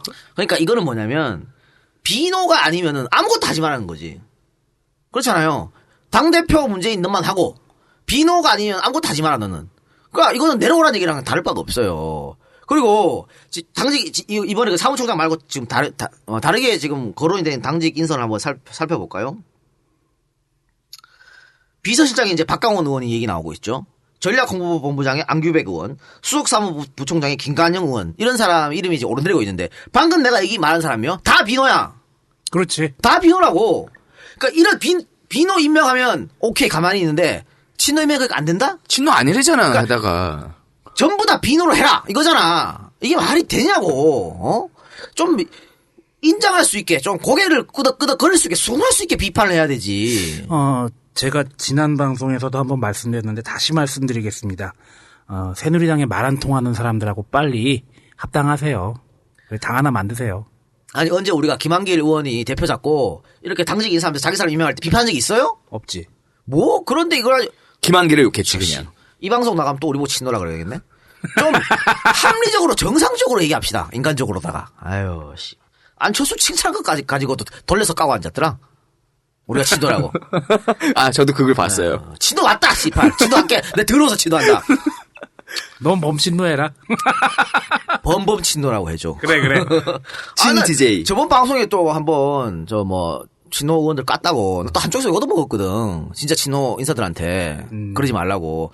참 나 여기서도 욕 얻어먹고 저기서도 욕 얻어먹고 진짜 더러워서 못해 먹겠네 진짜. 욕바지요? 그러게 말이야. 개호구요 개호구. 아유. 호구도 이런 호구가 없지 씨야. 이명박이랑 동급이요. 본격적으로 김영환 선생 이야기를 한번 해보도록 하겠습니다. 1887년 2월 27일 생이고요. 선비의 고장 안동 출신입니다. 제가 왜 선비의 고장을 얘기했냐면 정말 선비 정신이 뭔지 보여준 집안이에요. 그러니까 우리가 흔히 야 선비질 하지 마 이런 말 하잖아. 정말 나쁜 말이야 그거. 그러니까 양반이 곧 선비이라고 생각할 수 있겠지만 그런 거 아니거든요. 양반 돈으로 살 수도 있는 거 아니야. 그리고 정말 개 꼰대 양반들도 많았지만 선비는 아니거든. 선비는 정말 지조가 있고 기계가 있고 할 만한 사람들 선비라 불렀어요. 근데 그걸 갖고 선비질이라고 뭐 비아냥거리고 혐오의 대상 발언처럼 생각하면 어떡하냐고. 아, 그 선비질이라는 말 자체가 그렇죠. 나쁜 말이다. 나쁜 말로 지금 그렇게 됐잖아요. 앞에다 또 뭐 하나 또 붙이면 또 심한 또 욕이 되기도 하더라고요. 뭐 네. 십선비질 뭐 이렇게 하잖아. 그래 십선비. 그건 안 되는 거지. 학봉 김성일의 13대 후손입니다. 학봉 선생은 퇴계의 제자이죠. 예. 퇴계가 가장 사랑했던 제자 중에 한 명인데 조선 최고의 선비였고 임진왜란 때 전쟁에 참여하여서 순국했습니다. 학봉이 남긴 명언으로 이런 말이 있어요. 3년 동안 금부도사가 찾아오지 않으면 그 집안은 선비 집안이 아니다. 3년 동안 빵에 가지 않으면 그러니까 선비 집안이 아니다. 멋있는 말 아니에요? 이게 뭐냐면 박근혜 정권에서 감옥에 가지 않으면 선비가 아니라 그렇죠. 뭐 그런 거야? 이게 무릇 벼슬을 하는 자는 임금에게 직언할 수 있어야 된다. 이 말이에요. 왜냐하면 금부도서가 임금의 명으로 사람 잡아들이는 그러니까. 사람 직이거든. 그런데 겁먹지 말고 권력에 겁먹지 말고 자기 할 말을 해라 라고 한 거거든요. 이런 게 선비라는 거야. 그러니까 지금하고 비교해봐요. 지금 저 국회에 있는 사람들 또 정부에 있는 사람들 특히 정부에 있는 사람들 전부 대통령 한마디에요. 왔다 갔다 하잖아요. 몸살이죠. 이번 국무총리 지명도 마찬가지고 선비가 아니야 그 사람은. 샀나? 족보를? 그랬습니다. 어쨌든 이런 발언만 봐도 꼿꼿한 저항정신과 선비정신을 엿볼 수가 있겠죠. 학봉은 임진왜란 때 진주 공간에서 전쟁을 독려하다가 순직하기 몇 달 전 안동 본가에 자기 부인에게 한글 편지를 써서 보냈습니다. 요사이 추위에 모두들 어찌 계신지 가장 사녀 만에 나는 산음 고을에 와서 몸은 무사히 있으나 봄이 오면 도적이 대항할 것이니 어찌할 줄 모르겠네. 장모 모시고 설 잘 쇠시오. 살아서 다시 오면 그때나 나을지 모르지만 기필 못하네. 그리워 말고 편안히 계시오. 끝없어 이만. 남존 여비 사상이 강했던 조선시대에서도 지금 자기 아내를 굉장히 존중하면서 편지를 쓴 거 아닙니까? 사랑이 뚝뚝 묻어나죠. 묻어나고 살아서 다시 보면 벌써 죽음을 각오한 거잖아요. 전쟁터니까. 그런데 당시 학봉 선생의 위치 정도 되면요. 턱겨도 돼. 누가 뭐라 그래? 안 그래? 슬쩍 전쟁한 척하고. 아니 진짜 임진왜란 때 다 그랬잖아. 진주성 전투 이럴 때 다 도망갔잖아. 네. 그럼 그때 다 의병들이 맞고 응? 백성들이 맞고 그런데 그런 거 살아서 아니에요. 다시 보면 이런 건 목숨을 각오한 것이고 그래서 결국은 뭐 전쟁터에서 사망한 것이죠. 예. 그 학봉 김성일 선생에 대해서 그 일본에 통신사 갔다 온 것 때문에 나쁜 사람이라고 얘기하는 사람들이 있는데 그것도 와전된 거예요. 그 발언 자체가. 그렇죠. 그거를 그렇게 왜곡하면 안 되는 거죠. 예. 어쨌든 그의 이런 선비 정신과 나라 사랑하는 정신은 훗날 그의 후손에게 그대로 전달되었습니다. 1908년 이강년 의병장의 의진에 김용환 선생이 참가해서 김현동과 함께 적정 탐지의 임무를 수행했었는데요. 이 김현동도 바로 학봉 선생 집안의 사람입니다. 나중 김용환 선생이 독립군 자금 지원 문제로 피체되었을 때 같이 체포되어서 옥고를 치르기도 했습니다. 이 강렬은 동학농민운동 때 문경지역 의병장이었으며 나라를 1차 일본군에 대항하여 고향을 중심으로 의병을 일으켰던 사람입니다. 이때 22세의 젊은 김용환은 이 의병에 참가를 했습니다. 또 1911년에는 김상태의 의병에 참가하기도 했었는데요. 그가 젊은 시절 이렇게 의병 활동에 참가한 이유는 할아버지 김흥락이 일경에게 겪은 수모와 고초 때문이었습니다. 할아버지 김흥락도 의병 출신으로 국민훈장 애족장을 수여받은 독립운동가입니다. 할아버지는 학봉의 11대 손이고요. 김용환은 학봉의 13대 종손이었습니다. 학봉의 직계손에서만 독립운동가가 11명이 배출되었고요. 반계로 따지자면 40명이 넘는 독립유공자를 배출한 집안입니다. 진짜 대단한 집안이네요. 그렇죠. 가문 자체가 독립운동집 가문이네. 그렇죠. 김용환의 증조부는 혼인 3년이 지나도록 자식을 보지 못했습니다. 그래서 학가산에 올라가 100일 기도를 올렸는데요. 학가산은 안동에 있는 산인데 명산이라고 하는데 지금 여기엔 온천이 있습니다. 여러분 학가산 놀러 가셔서 온천 한번 진지한 얘기하다가 온천 얘기야 갑자기. 우리 할아버지가 학가산을 쳐다보면서 누워 계십니다. 그리고 나서 3년 동안 없었는데 100일 기도를 올린 뒤에 이 김용환 선생의 할아버지 김흥락을 잉태했다고 합니다. 해산이 임박해서 김흥락의 부친이 꿈을 꾸었는데 스님 하나가 돈 100전을 씻어주면서 그대 마땅히 귀한 아들을 얻으리라 라고 말했다고 합니다. 그리고 나서 태어난 이가 바로 김용환 선생의 할아버지인 김흥락입니다. 와, 돈을 주셨네. 예. 아버지의 기대처럼 김흥락은 안동 최고의 선비로 성장을 했습니다. 일화하나 살펴보겠습니다. 1890년에 안동에 부임한 신임 부사가 아전들하고 짜고 은민들을 착취합니다. 그러자 이를 견디지 못한 은민들이 들고 일어났죠. 무슨 얘기냐? 밀란이 일어난 겁니다. 코너에 몰린 신임 부사는 김흥락을 찾아갑니다. 김흥락은 그리고 즉시 중재에 나섭니다. 김흥락은 백성들을 찾아가서 무릇 민정은 순하면 따르고 역하면 뿌리치는 법이다. 모든 패정을 내 반드시 고치게 할 터이니 그대들은 물러가서 기다리라 라고 했다고 합니다. 김흥락의 이 한마디에 밀란을 일으킬 정도로 폭발했던 민심은 바로 잦아들었습니다. 왜냐? 백성들이 관원은 믿지 못하지만 김흥락의 말은 믿었던 거죠. 운집했던 백성들이 다음과 같은 말을 남기면서 해산했다고 합니다. 자자 다들 고막하시더. 딴 사람도 아니고 그 나리께서 우리를 속일 일이 있겠니껴. 믿을 만한 분이었군요. 아이고 뭐 그 사람 말은 철석까지 믿는다는 얘기죠. 약속을 했잖아. 내가 모든 폐단을 고치겠다. 그러니까 신임 부사 그 새끼 말은 못 믿어도 김어른의 말은 믿는다. 이렇게 된 거죠.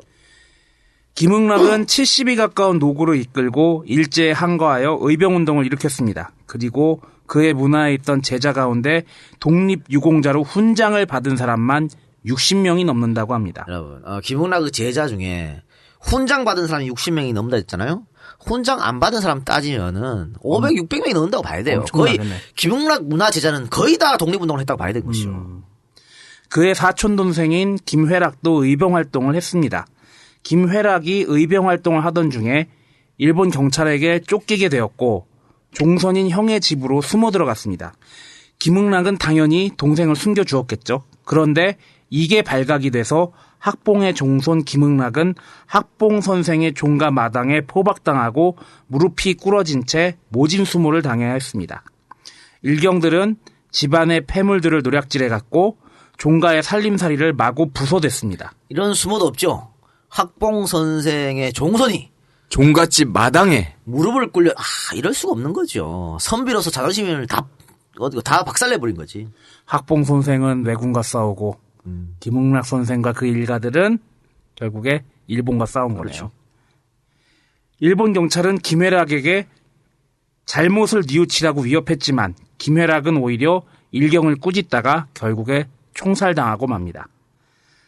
그는 순국하면서 아내에게 원수를 갚으라 라고 소리쳤고 총 맞은 곳에서 피가 흘러나오자 이 피가 어떤 피인데 이렇게 흘릴 수가 있나 라며 도포자락으로 피를 감싸며 순국했다고 전해집니다. 기계가 대단하시네요.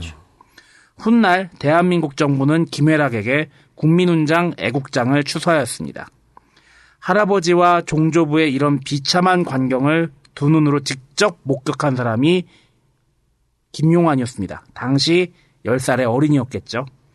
김용환은 이 장면에 커다란 충격을 받았고 그때 이미 항일운동에 몸을 바칠 것을 각오했던 것으로 보입니다. 달라. 10살에 10살에 자기 할아버지와 종할아버지가 당하는 걸 보고 이럴 수가 있게 이런 생각을 우리 10살 때 뭐 안동의 했나? 후손.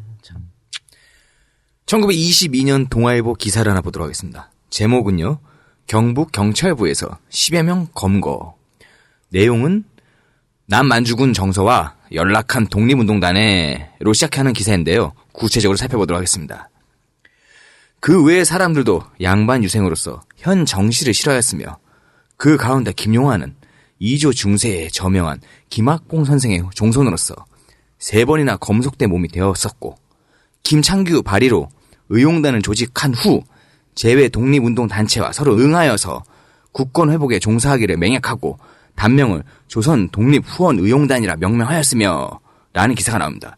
즉 1920년도 초반에도 이렇게 공개적으로 후원단을 조직해서 독립운동을 해왔습니다. 그러니까 이때 벌써 3번이나 체포된 거예요. 그러니까 이분이 사실 그 1990년대에 이제 독립운동 했는 게 밝혀지기 전까지 정말 생양아치였잖아. 생양아치 맨날 도박판에 있었고. 근데 1920년대에 벌써 독립운동으로 3번이나 체포된 적이 있었다니까. 사람들이 이걸 싹 잊어버린 거지. 잊어버리고 그냥 정말 파랗고 양아치로만 기억했던 거예요. 그때 뭐 사람들이 그럴만 했어. 이분이 하락상을 뭐 생양아치로 기억할 만 했습니다. 3번 들어간 거를 완전히 덮을 만큼. 그럼.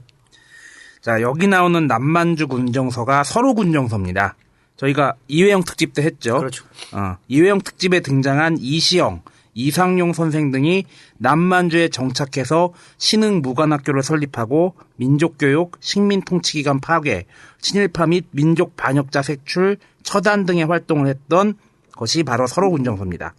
이들의 재정은, 즉 돈줄은 한족 회원의 의무적인 헌금으로 유지가 되었는데요. 국내 경상도 지방에서도 재정 후원을 위한 비밀 결사가 조직되기도 했습니다.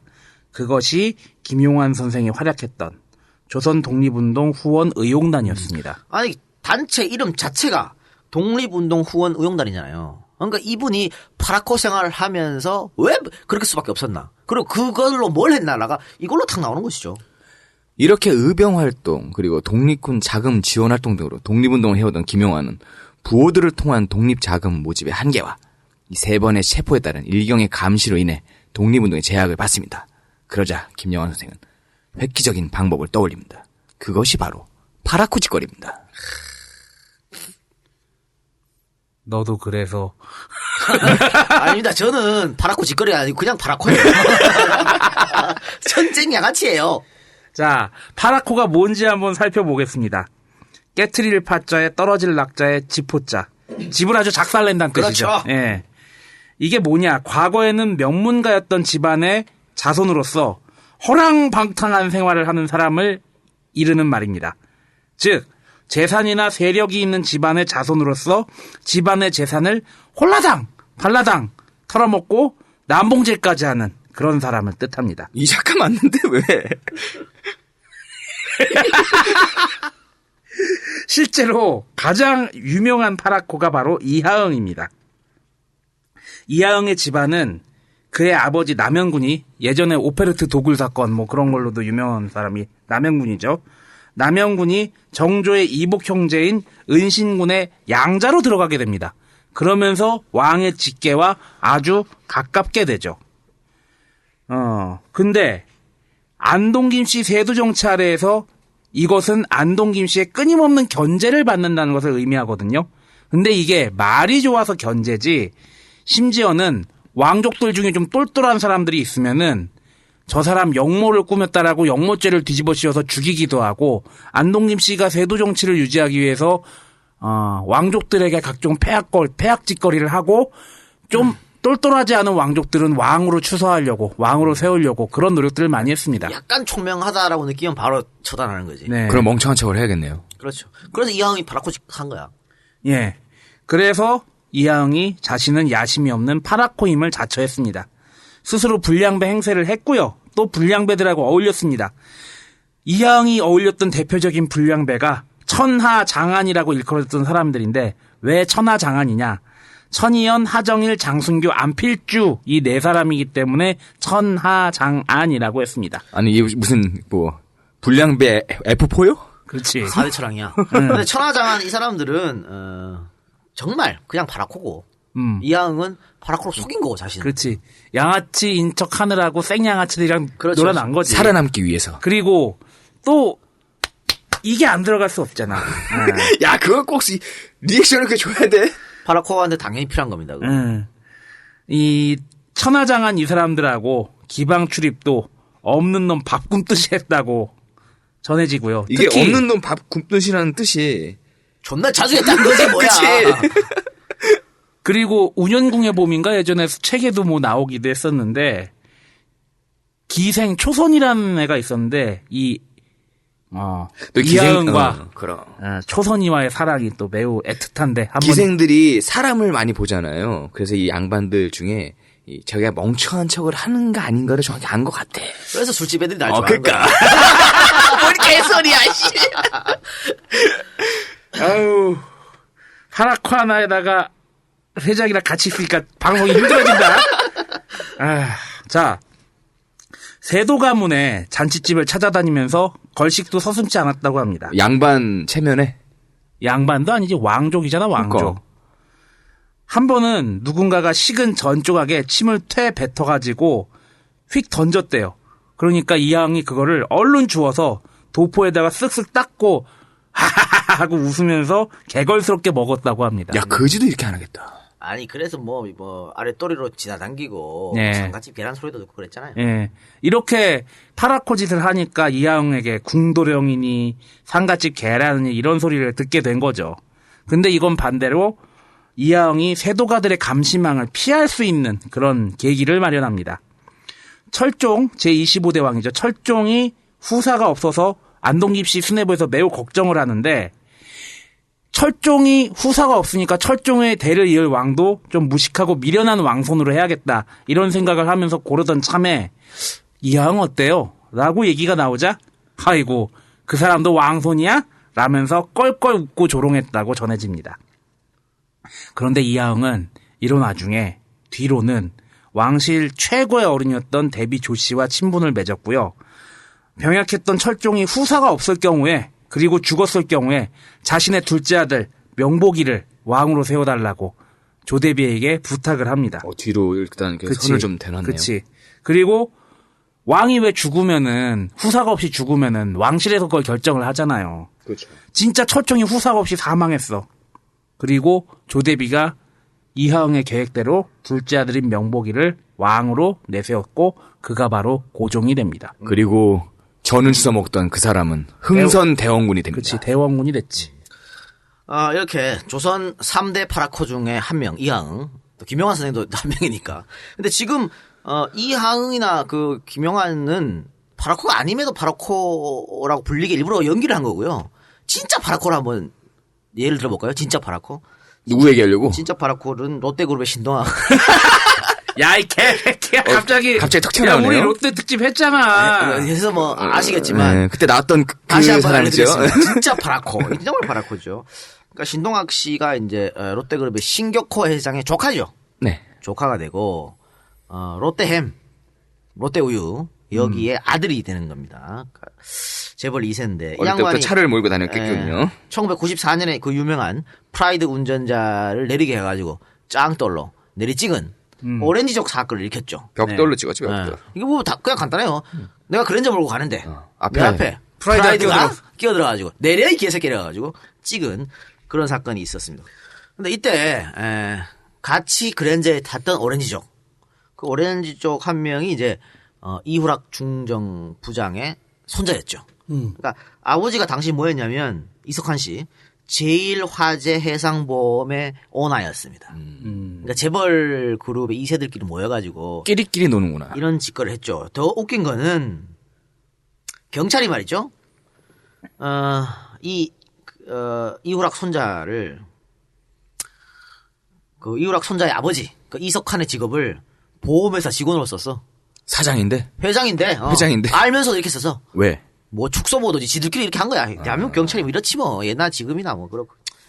그리고 또 신동학은 사건 일어나고 미국으로 튀려다가 공항에서 붙잡힙니다. 붙잡혔고 그때 인터뷰한 게 또 굉장히 유명했죠. 뭐라고 했냐면 젊은 애들이 술 먹고 그런 거 하고 뭐 달라요? 듣기 싫으면 나가요. 기자들한테 이런 말을 했던 사람이었습니다. 야, 롯데 참. 그리고 아유. 얼마 안 있다가 동건여하고 마약 흡입 신공으로 다시 구속이 되셨고 그 이후에 그 이후에는 또 도굴 사건 때 또 그렇죠. 한번 쇼를 하죠. 자기 할아버지 네. 도굴 사건 때 현장 검증할 때 도굴범들에게 원투 스트레이트를 꽂다가 바로 또 기사가 나는 일이 벌어졌습니다. 그때 인터뷰는 이런 말을 했어요. 한이 맺힙니다. 진짜 할 수만 있다면 저 두 사람 다 죽여버리고 싶어요. 라고 인터뷰를 해서 또 논란이 됐고 이게 끝이 아니죠.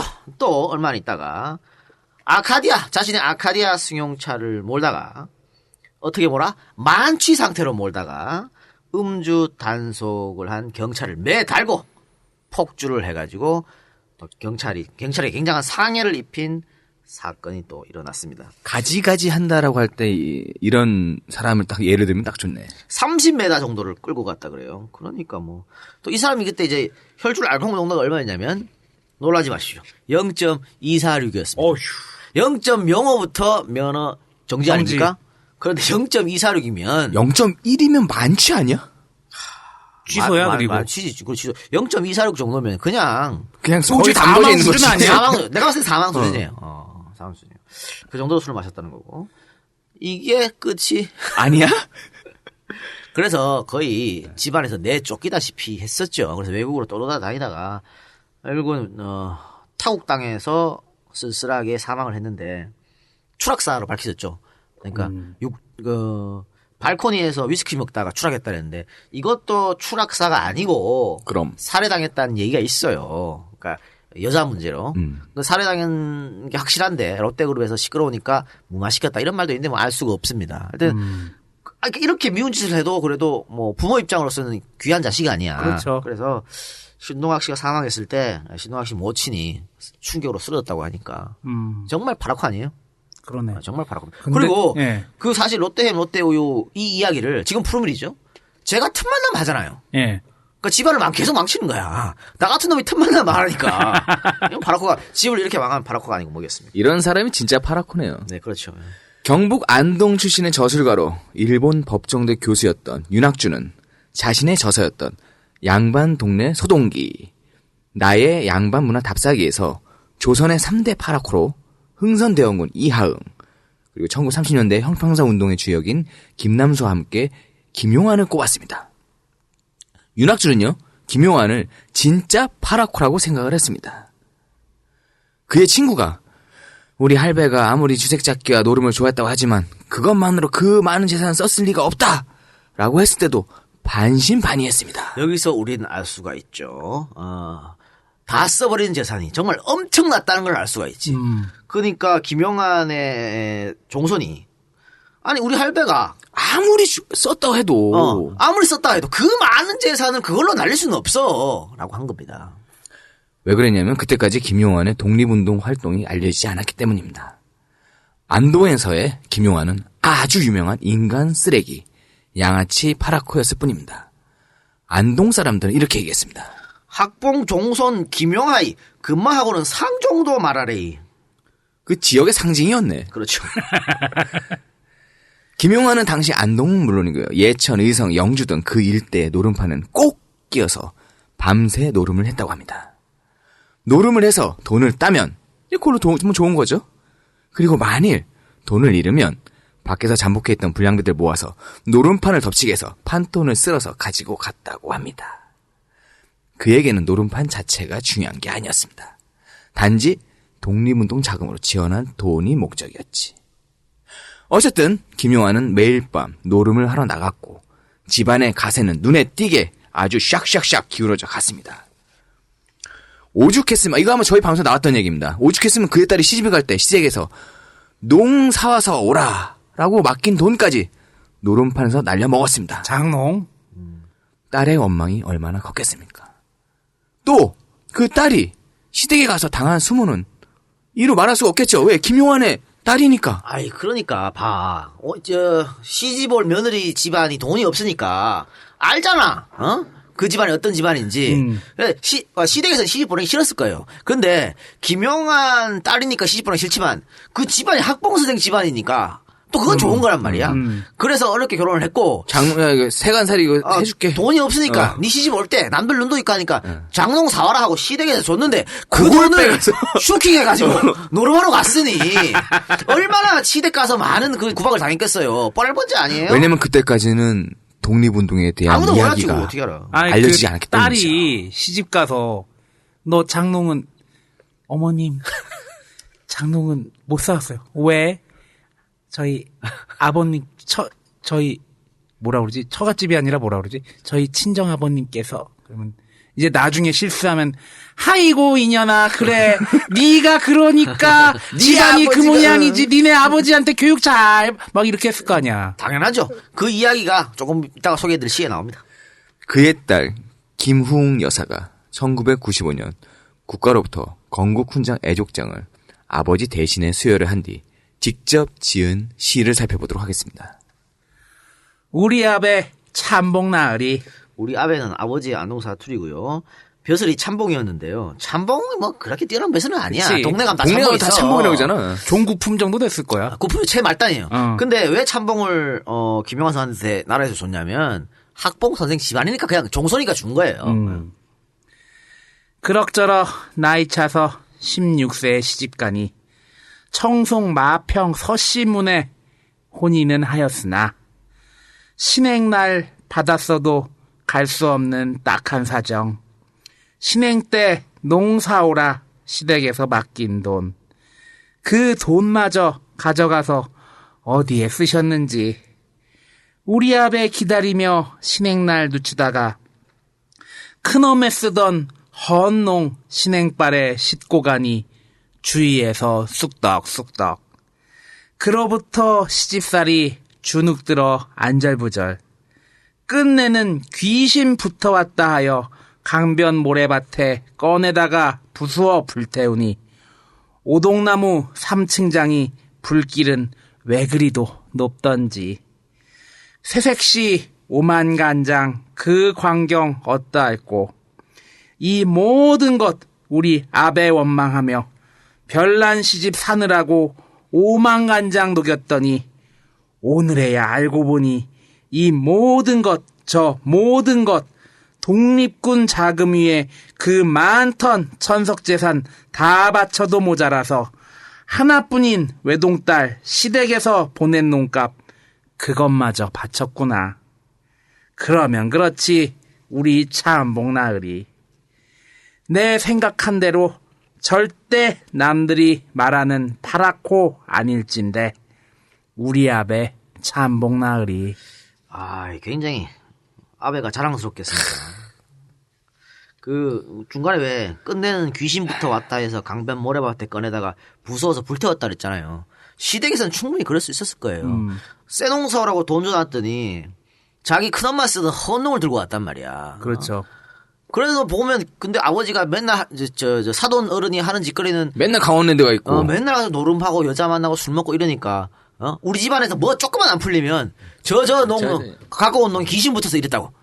가 나와서 불태우라고.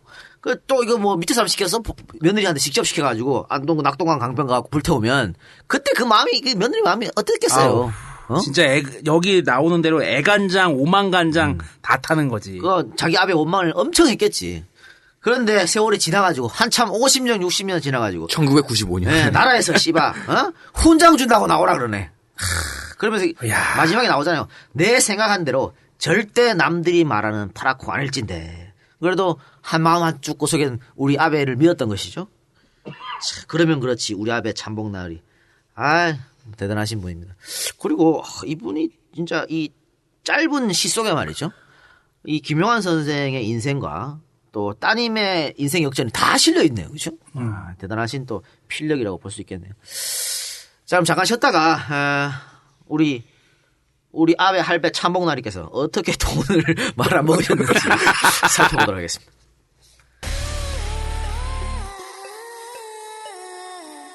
완벽한 행복 속에 살아가던 세실리아에게 찾아온 상상 초월의 위기. 남편의 비밀 편지를 열어본 그녀가 치러야 할 대가인가?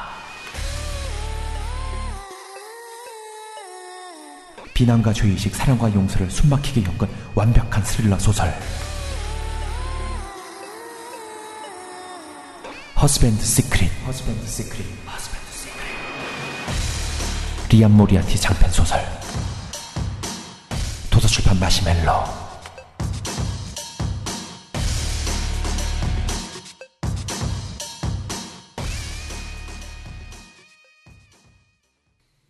너 책 광고 안 봤잖아. 웬일이야? 제가 안 받는다고 말씀드렸음에도 불구하고, 안 받는 게 아니고, 안 받을 수는 없고, 제가 그렇게 말씀드리죠. 책 광고 들어오면, 제가 지금까지 해온 경험에 의하면, 책 광고는 효과가 없습니다. 신중하게 선택하세요. 라고 내가 보내요. 항상 메일을. 난 광고 다 온다고 안 받아. 그런 나쁜 놈이 아니야. 근데, 괜찮아요. 해주세요라고 하니까 광고를 하는 겁니다. 근데 임팩트 있다, 마지막에. 근데 나 성우분인 것 같은데. 마시멜로. 성우분? 이거 이재익이야. 아, 그래요? 시네타운 나이티의 이재익 목소리야. 오, 저 내가 느끼한 거야. 어디서 들어? 야, 네가 느끼하다니까 존나 이상하다. 네.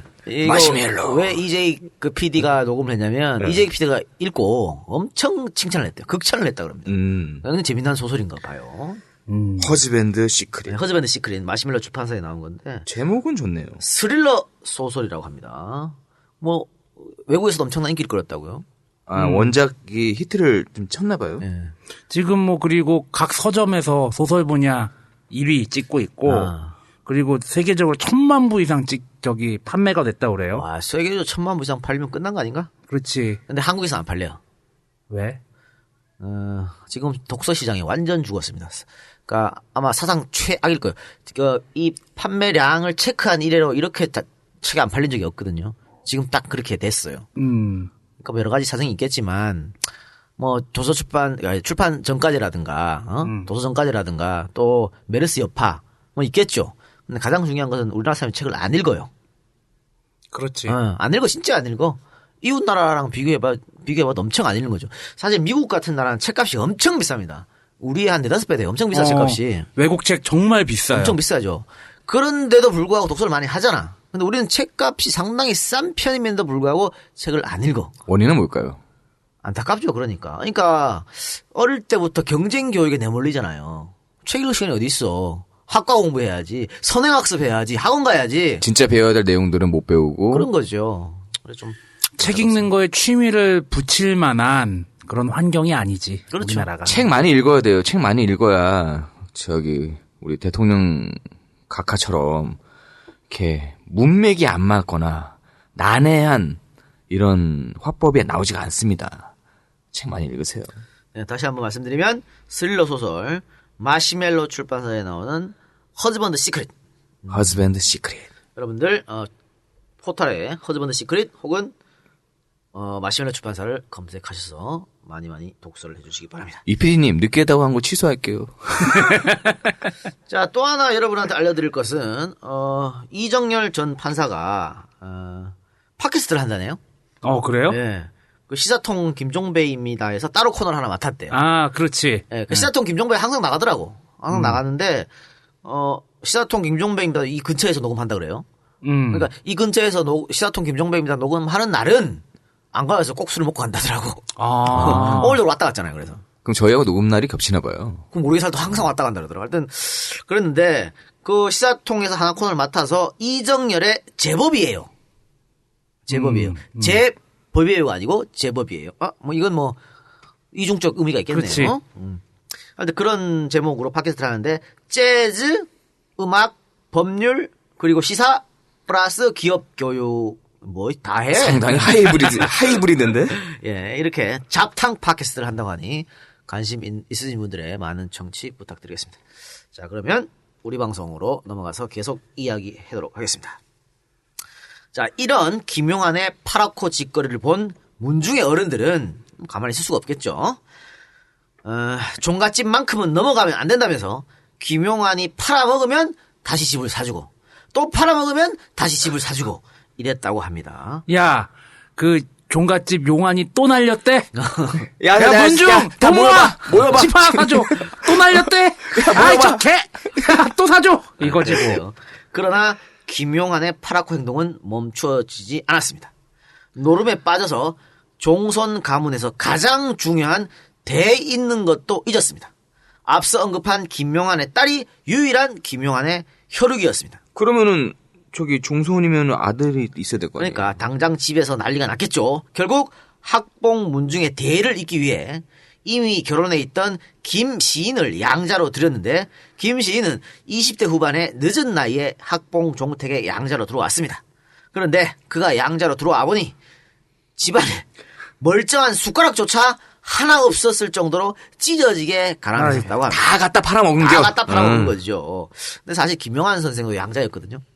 아, 집안에 그래요? 대를 잇기 위해서 양자로 들어갔는데 양자로 들어가놓고 딸 하나 놔놓고 이건 뭐 종갓집부터 시작해가지고 온갖 집안에 있는 물건, 장 뭐 다 갖다 팔아먹고 학본 집안을 그냥 다 말아먹을 그렇죠. 그런. 이거 대에 있는 것도 까먹었다는 게 뭔 얘기예요. 결국은 그 해야 할 일을 안 하고 밤마다 나갔으니까 뭐 밤에 하늘 봐야 별을 딸 거 아니야. 그치. 근데 밤마다 나가서 노름을 하는데 어떻게 별을 따냐고. 쬐고 계속 그랬을 테니까. 그랬던 것 같아요.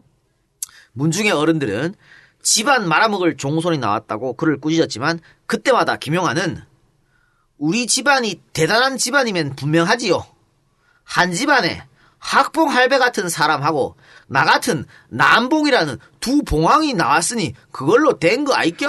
좋다. 멘트 좋다, 이분. 받아냈다고 합니다. 야, 진짜가 나타나도 이런 식으로 지은 거 아니야? 예. 학봉과 남봉. 배포도 있고 말이죠. 재치도 있는 것 같습니다. 그 김용환 선생은 돈 되는 판이라면 머슴들하고도 노름을 했다 그래요. 하우스를 가리지 않는 친구가. 돈데 머슴들. 야, 나도 껴줘. 아니, 참봉날이. 괜찮아. 그래서 야, 화투판에 신분이 어딨어? 야, 이거 종목이 뭐야? 돈이 장사지 씨발 했다는 거예요. 머슴들하고도 노름을 했던 김용환이었지만 그는 시장에서 어렵게 장사하는 사람을 보면 2배의 값을 쳐서 물건을 샀고요. 마을 집 가운데 며칠간 굴뚝에 연기가 나지 않는 집이 있으면 좁쌀이나 보리쌀을 사서 사람을 통해 몰래 전달해 주었다고 합니다. 왜 몰래 전달해 주었냐? 나는 파라콘데 알려지면 큰일 나잖아. 그러니까 몰래 전달해 주고 그러면 물건값은 왜 2배 주고 샀냐? 이런 거는 파라코가 잘해. 양아치들이. 그치. 얼마예요? 100원이요. 그래? 그걸로 먹고 살 수 있어. 200원. 이거 파라코들이 존나 잘해. 소위 말하는 똥기마이라고 하는 건데. 그치. 이런 거 존나 잘해요. 그렇지. 개가오 잡는 거지. 개가오 존나 잘한다니까. 이런 애들이 또 그것도 많이 해요. 어디 지하철 같은데 할머니들 뭐 팔고 있으면. 그러면 다 사와 그거. 그랬기 때문에 이런 기마이 부린 거는 이렇게 했고 이렇게 동네 사람 도와주는 건 모르게 이렇게 했던 겁니다. 굴뚝에 연기가 나지 않는 집이라는 건 밥을 못 해 먹는다는 얘기죠. 그렇죠. 야, 근데 이 김용환 선생의 부인 되시는 분은 진짜 보살이지. 돌아버리는 거지. 보살 중에 상보살. 야, 난 이 시점에서 다시 한번 이 작가의 와이프한테 보살이구나 그런 생각을 합니다. 그러니까 김용환 선생의 심성이라는 게 이제 어떤 사람인지를 이 일화로 잘 알 수 있는 거 아니겠습니까? 원래 이렇게 착한 사람이었던 것이죠. 자, 김용환 선생은 해방 다음해인 1946년에 세상을 떠났습니다. 임종 무렵 그의 독립운동 활동을 유일하게 알고 있던 오랜 친구가 김용환 선생에게 이보게 용환, 이제는 진실을 말할 때도 되지 않았는가? 라고 진실을 이야기할 것을 요구하자 김용환 선생은 이제 와서 뭐 하려고. 선비로서 해야 할 일을 당연히 했을 뿐이네. 아무에게도 말하지 말게. 라는 말을 남기고 임종하셨다고 합니다. 그러니까 하나뿐인 딸한테도 말 안 해주고 이렇게. 아니 이제 와서 그 얘기하면 뭐해. 선비로서 해야 할 당연한 일을 했는데 라고 돌아가셨다는 겁니다. 그래서 사진도 얼마 안 남았어요. 이분의 사진도. 없습니다. 참 안타까운 일이죠. 이런 건 좀 자랑 좀 하셔도 되는데. 네. 괜찮아요. 또 해방됐잖아, 해방. 음. 해방돼. 나 옛날에 그렇게 했어. 나라에서 이제 나한테 뭐 좀 해줘. 우리 자손도 어렵게 사는데. 이럴 수도 있는데 그 말도 없이 그냥 돌아가셨다는 겁니다. 그리고 아까 이 박사가 김용환 선생의 아내 되시는 분이 보살이라 그랬는데요. 그럴 수밖에 없어. 그 양반 집안도 엄청난 집안이니까. 그 집안도 또 매력이 있어요. 그렇죠. 끼리끼리 모이는 거 아니겠어요? 자, 김용환의 장모, 그러니까 아내의 엄마죠. 장모는 안동의 그 예안 만세 운동에 참가했다가 일본 경찰에 붙잡혀서 56세의 나이에 고문을 당하다 실명한 여성 독립운동가의 대부 김락입니다.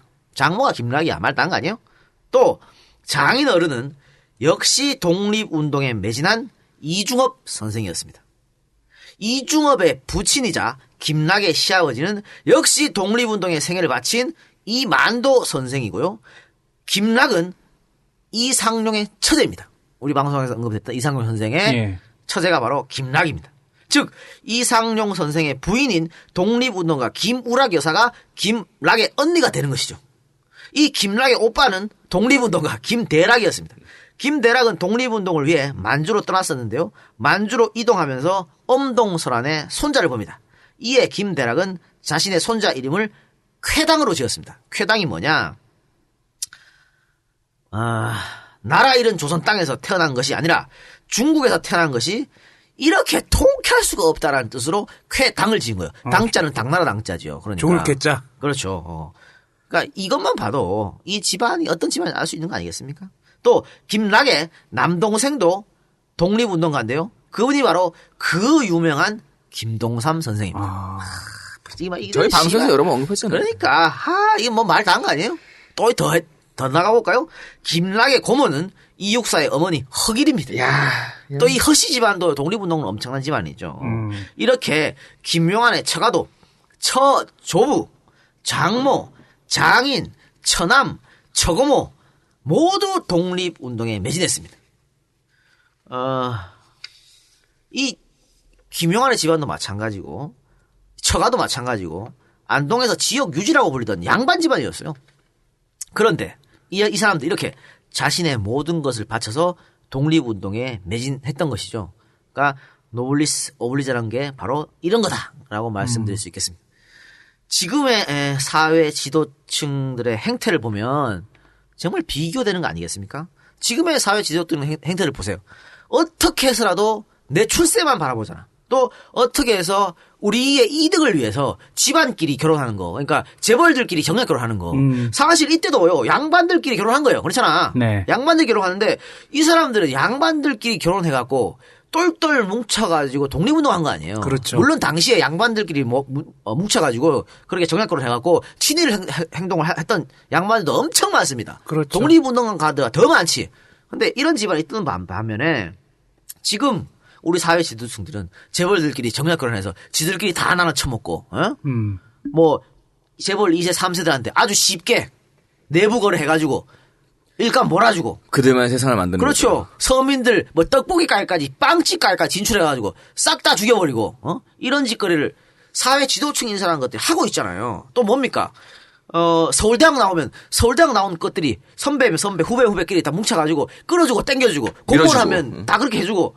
지금도 그렇잖아요. 지금 왜 성대가 판을 칩니까? 박근혜가 그렇게 밀어주니까 성대, 서강대가 판을 치는 거 아니야? 원래 서울대는 원래 판을 쳤고 이런 짓을 하고 있는 거예요. 황교안도만 그런 입장에서 지금 되는 거 아니에요? 그러니까 얼마나 사회 지도층의 짓거리가 낭패입니까? 다 모두가 기득권만 지키려고 이렇게 노력하는 거예요. 자신의 기득권을 버리고 정말 민초들을 위해서 일하려고 하는 사람이 아무도 없다는 거죠. 너무 안타깝습니다. 뭐 야당은 안 그래. 야당도 똑같아요. 그렇잖아. 그렇지. 아니면 왜 이렇게 4분 5일 찢어져가지고 네가 잘났네 내가 잘났네 해. 내 기득권 내 다음 공천권 그거 노리려고 그런 거 아니야. 나쁜 놈 새끼들. 국민들은 메르스 때문에 떨고 있는데. 그러니까. 그런데 보십시오.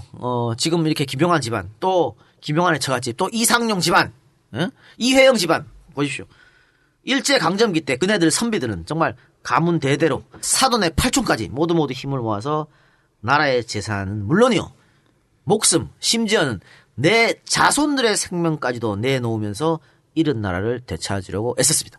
이상용 선생이 자기 그 손자가 자기는 독립운동에 참가하고 싶지만 할아버지도 모셔야 되고 난 종손이고 이것 때문에 빠졌다 그러니까 호통친 거 아니야. 무슨 소리를 하고서 당장 나가 그랬던 거 아닙니까? 내 종선이 그게 뭐가 중요했어? 내 씨가 문제, 내 대를 있는 게 중요한 게 아니고 나라를 찾는 게 급선무다. 이렇게 말했던 게 당시의 선비들이었습니다. 우리는 이걸 정말 본받아야 되지 않나 그런 생각이 들고요. 재미있는 거는 말이죠. 지금 학봉 종택을 지키고 있는 15대 종선. 이 김종길 씨가 하는데 이분이 굉장히 유명한 사람이에요. 예. 삼보 컴퓨터 사장을 여기면서 그때 옛날에 TV에 성관 회장들 막 나왔던 성공시대인가 다큐멘터리? 예. 거기에 나왔던 사람이지.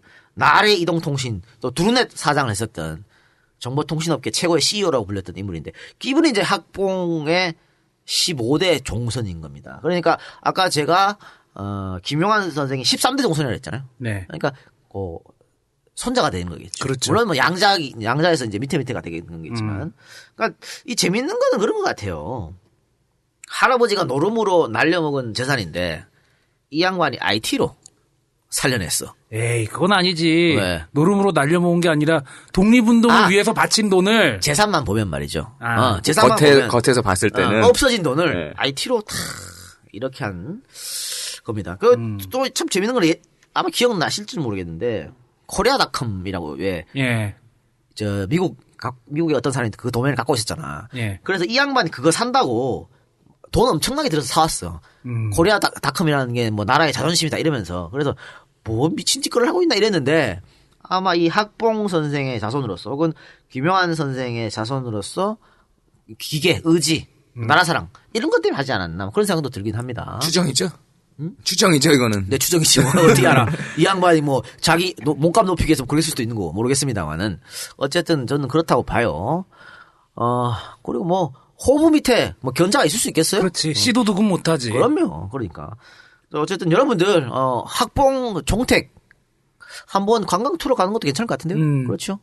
또 아직 안동은 뭐 메르스 청정 지역이니까 가시는 것도 좋은 것 같고. 왜 이렇게 안동을 밀어줘? 아니 지금 여기 나오니까. 그래서 학봉 종택이나 뭐 태계 종택 도산서원 찾아가는 것도 좋고 또 이상용 선생, 석주 선생의 본가 찾아가도 좋죠. 또 그것도 좋고 제가 늘 말씀드리는 안동 지역이 독립운동가를 가장 많이 배출한 지역이라고 했지 않습니까? 독립운동 기념관? 네. 거기 독립운동가 기념관 가서 쭉 한번 둘러보시고 이 사람들이 어떻게 살았는지 한번 둘러보시는 것도 좋은 것 같아요. 또 그러면서 또 하회를 또 갔다가 그러니까 애들 데리고 정말 무슨 워터파크 좋죠. 물론 재밌고 좋지만 애들 데리고 이런 데 가서 우리 선조들이 어떻게 독립운동을 했는지 이런 거 보여주는 것도 정말 중요한 거 아니겠습니까? 그렇죠. 꼭 한번 추천해 드리겠습니다. 한번. 안동시 문화관광과에서는 이동영 작가한테 명예 홍보 대사를 하나 줘야겠어. 그래. 이렇게 설명을 잘해 코스를. 소용없어요. 거기 다 새누리당 빠돌이여가지고. 가서 간고등어도 한 접시 드시고. 아유 애들이래 갑자기. 그리고 가시다 올라오시는 길에 원주 들러서 또 술 한잔 하고 가시고. 네, 그러세요. 안동 지역구에 한번 출마를 해야겠습니다. 그래서 이 공무원들 다 모가지 자르고 그러면 안 되지. 어쨌든 지금 꼭 한번 찾아보시기 바랍니다. 물론 안동이 아니어도 또 다른 곳에 독립운동가들을 많이 배출한 지역이 있습니다. 밀양도 그런 곳이잖아. 네. 밀양에 가서 가지고 여러 군데 찾아가 보시고 또 그러면 그것도 상당히 도움이 될 것 같아요. 진짜 독립운동가들의 생애를 볼 수 있는 곳에 한번 자제분들 데리고 가서 산 교육을 그럼요. 한번 뭐 가까운 곳에 서대문 형무소도 있고. 그리고 그게 애들한테 정말 기계를 느끼게 해주게 하는 겁니다. 저희가 또 이렇게 또 교육 차원에서 좋은 것도 안내해드리지 않습니까? 그럼요. 네. 또 그런 역사들은요 지금의 기득권층에서는 이렇게 뭐 언론이나 다른 수단으로도 잘 홍보를 안 해줄 겁니다. 이 새끼는 자꾸 숨길라 그러지. 아니 당장 씨발 새누리당 대표가 뭔 집안 출신인데. 대통령은 어디 집안 출신인데. 안 그래요? 그런 거지 뭐. 여러분들께서 뭐 김무성 특집을 해달라는 그런 말이 있는데요. 네. 급이 안 돼서 내가 안 하는 거예요. 집안 좀 괜찮지 않나 그래도? 급이 안 돼. 근데 뭐 새누리당의 공식적인 대통령 후보가 되면요. 그때쯤에? 제가 해드리겠습니다. 제가 싹싹 파드릴게요. 아버지부터 시작해갖고 쭉 제가 다 파드리겠습니다. 걱정하지 마시길 내가. 무릇 선비는 3년 안에 근무조사를 만나지 않으면. 그래요. 제가요. 선거 전에 한번 쑥 가고 근무조사 한번 맞이할게요. 자, 어떻습니까, 이 박사님? 일단은 김용환 선생이 어떤 독립운동을 했다란 얘기가 너무 없어가지고. 그렇죠. 그게 굉장히 안타까워요. 안타깝죠. 네. 그러니까 돈을 모아가지고 만주에 줬다. 그래서 그것 때문에 체포를 3번이나 당했다. 또 나중에 알려진 것은 만주에 있는 독립운동가들이 보관하고 있던 비밀 문서. 거기에 이제 김영환 선생 이름이 자꾸 등장하니까 이거 누구야 이러다가 이제 한 거거든. 근데 어떻게 구체적으로 이 사람이 돈을 모아가지고 전달했는지 잘 나오지 않아요. 그러니까 맨 처음에는 노름으로 모은 게 아니거든요. 그러니까 맨 처음에는 그 안동 지역 안동 주위에 있는 지역에서 조금 부자라고 하는 집안에 돌아다니면서 모금을 한 건데 당시 지역 유지들이 돈을 안 내놨어. 친일만 했지 그 사람들이. 그리고 괜히 막 신고하고 이러니까 잘 안 되니까 에이씨 우리 집안에 거나 팔아먹자 이래가지고 한 거거든. 그러니까 자세하게 안 나와 있어서 그게 너무 안타까워요. 그래서 좀 발굴이 필요한 것 같고 그리고 그랬다면은 돈을 어떻게 전달하는 그런 그렇죠. 첩보라든지 그런 걸 하면서 좀 더 방송 내용이 그쪽으로도 좀 나갈 수 있었을 텐데 그게 아쉽고 네. 이동영이가 항상 강조한 거 있습니다. 독립운동하는 심정으로 방송을 한다고. 이동영 와이프 되시는 분에게는 전달하는데 점 있고서 이동영이 내비두세요. 예. 예. 독립운동하고 있으니까. 예. 이상입니다. 네, 진짜. 이 방송을 만약에 이 작가 아버님이 들으시면 흠칫흠칫 놀라실 거야. 이 자식이. 사실 말이죠. 제가 여기서 한마디 드리면 우리 할아버지가 정말 유명한 노름꾼이었거든요.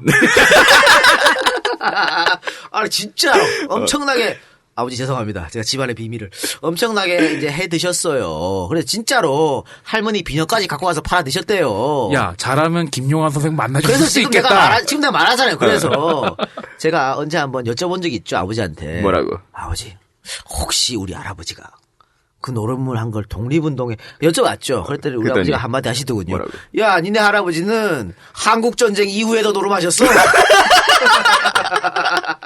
거기서 끝이 났죠. 뭐. 아이고 그러시군요. 그래서 거기서 끝이 났습니다. 예, 그거는 아유, 혹시 모르지 뭐. 혹시 모릅니다. 어디서 또 나타날지. 아직 우리 할배가 그런 할배가 아닌 걸 나는 믿고 있겠습니다. 자료가 없어. 그러니까 이거 어딘가 나올 거야.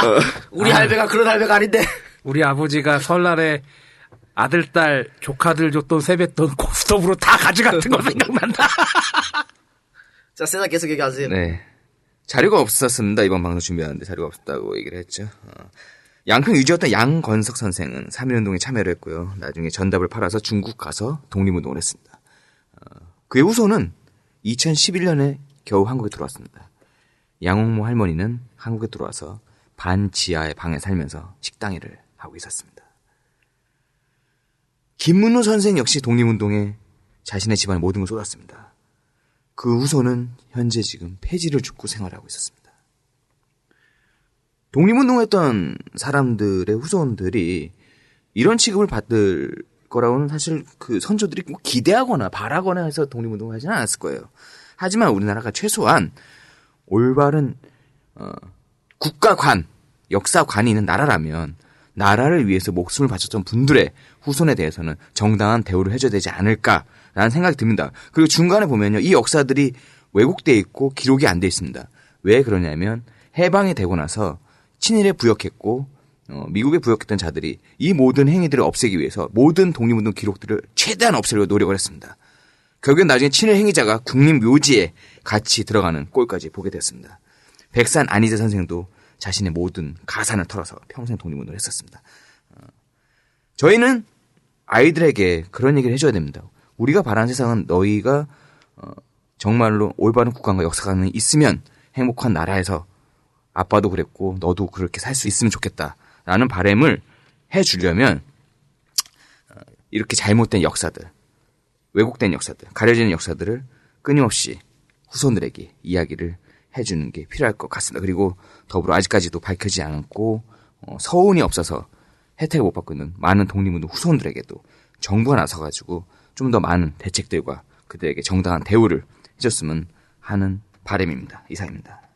네, 그 독립운동한 집안들의 손자들이 다들 어렵게 살고 계시죠. 근데 지금 김용환 선생의 이 집안, 학봉 선생의 집안은 그나마 괜찮은 집안이에요. 그러니까 경제적으로 괜찮았다는 얘기지. 근데 그것은 국가에서 도와줘서 그런 게 아니고요. 김종길 씨가 본인이 노력해서 자수성가한 겁니다. 그래서 재산이 있는 거지. 뭐 국가에서 야 니네 뭐 어른들이 독립운동했으니까 지원해줘 그런 거 아니었어요. 그러니까 그런 것이 너무 안타깝고 나라를 위해서 뭔가를 했으면, 물론 이분들이 내가 나한테 무슨 어떤 혜택을 받고자 한 건 아닙니다만 당연히 해줘야 된다고 봐요. 근데 그걸 못하고 있으니까 너무 안타깝고, 지금이라도 좀 이름 없는 무명의 독립운동가들 많이 발굴해서 그 후손들한테 혜택을 줘야 되지 않나, 그런 생각이 들어요. 지금 보훈처에서 이 독립유공자 후손들한테 지원해주는 금액, 이거를 한 명만 정해라 그러고 얘기하거든. 한 명만한테 주겠다는 얘기지. 근데 손자들만 해도 굉장히 여러 명이 있을 거 아닙니까? 그럼 한 명만 정하면 어떻게? 이 사람들, 다른 사람들한테 사인을 받아와야 돼요. 그러니까 손자만 같아도 한 10명이 된다. 그러면 한 명만 주니까 나머지 9명한테 사인을 받아야 되는 거야. 내가 서원을 받을게. 내가 받으려고. 그러면 이 9명이 다 전국에 뿔뿔 흩어져 살고 있고 다들 가난하게 사니까 연락도 안 되는데 어떻게 가서 받냐고. 못 받으면 지원금을 안 줘요. 있다고 나라가 어디 있냐고. 참 이런 것도 빨리 법령을 개정해가지고 제대로 좀 바로잡기를 바랍니다. 그리고 지금 이 김용환 선생 얘기처럼요. 자기 부모가 평생 독립운동 했는지 안 했는지 모를 수도 있거든. 기록들이 없어요. 그렇지. 그런 분들도 많이 있습니다. 그런 분들이 지금 와서 아버지 옛날 자료, 사진 이런 거 갖고 와봐야 나라에서 야 이거 내가 왜 증명을 해줘야 돼? 라고 이러고 있는 현실이에요 지금. 안타깝습니다. 알겠습니다. 오늘 방송은 이것으로 마치고요. 다음 주에 또 다른 주제를 가지고 오도록 하겠습니다. 엔젤 펀딩 소개하면서 마치도록 하죠. 제공, 짱가, 박예정, 송주혜, 골드문트, 참치군, 라만차, 박주희, 임미선, 이영환, 정소영, 마르티네손, 양봉의 그녀, 단대 오거리 수, 안재은, 김금옥, 김완성, 박상현 이상입니다. 감사합니다.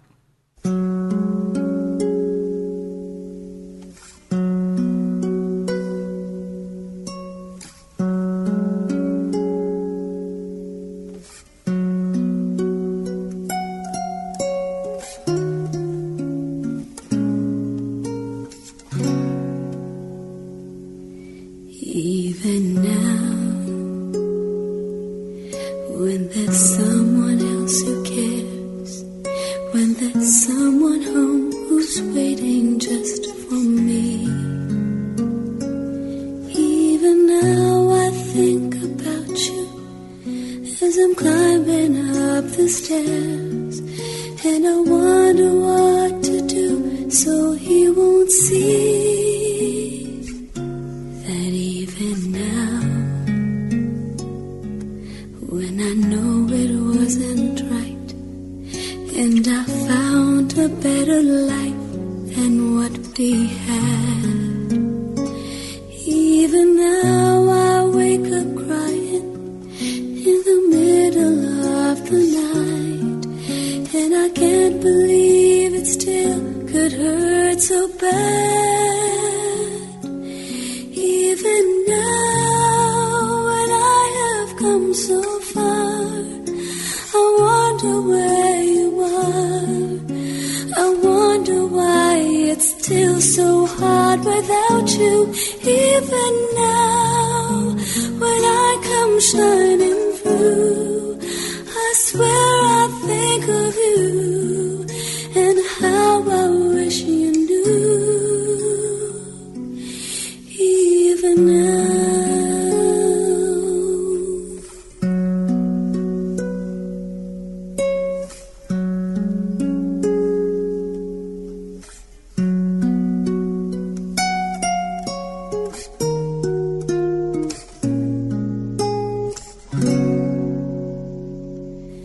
Even now, when I never hear your name, and the world has changed so much since you've been gone. Even now I still remember, and the feeling's still the same, and the pain inside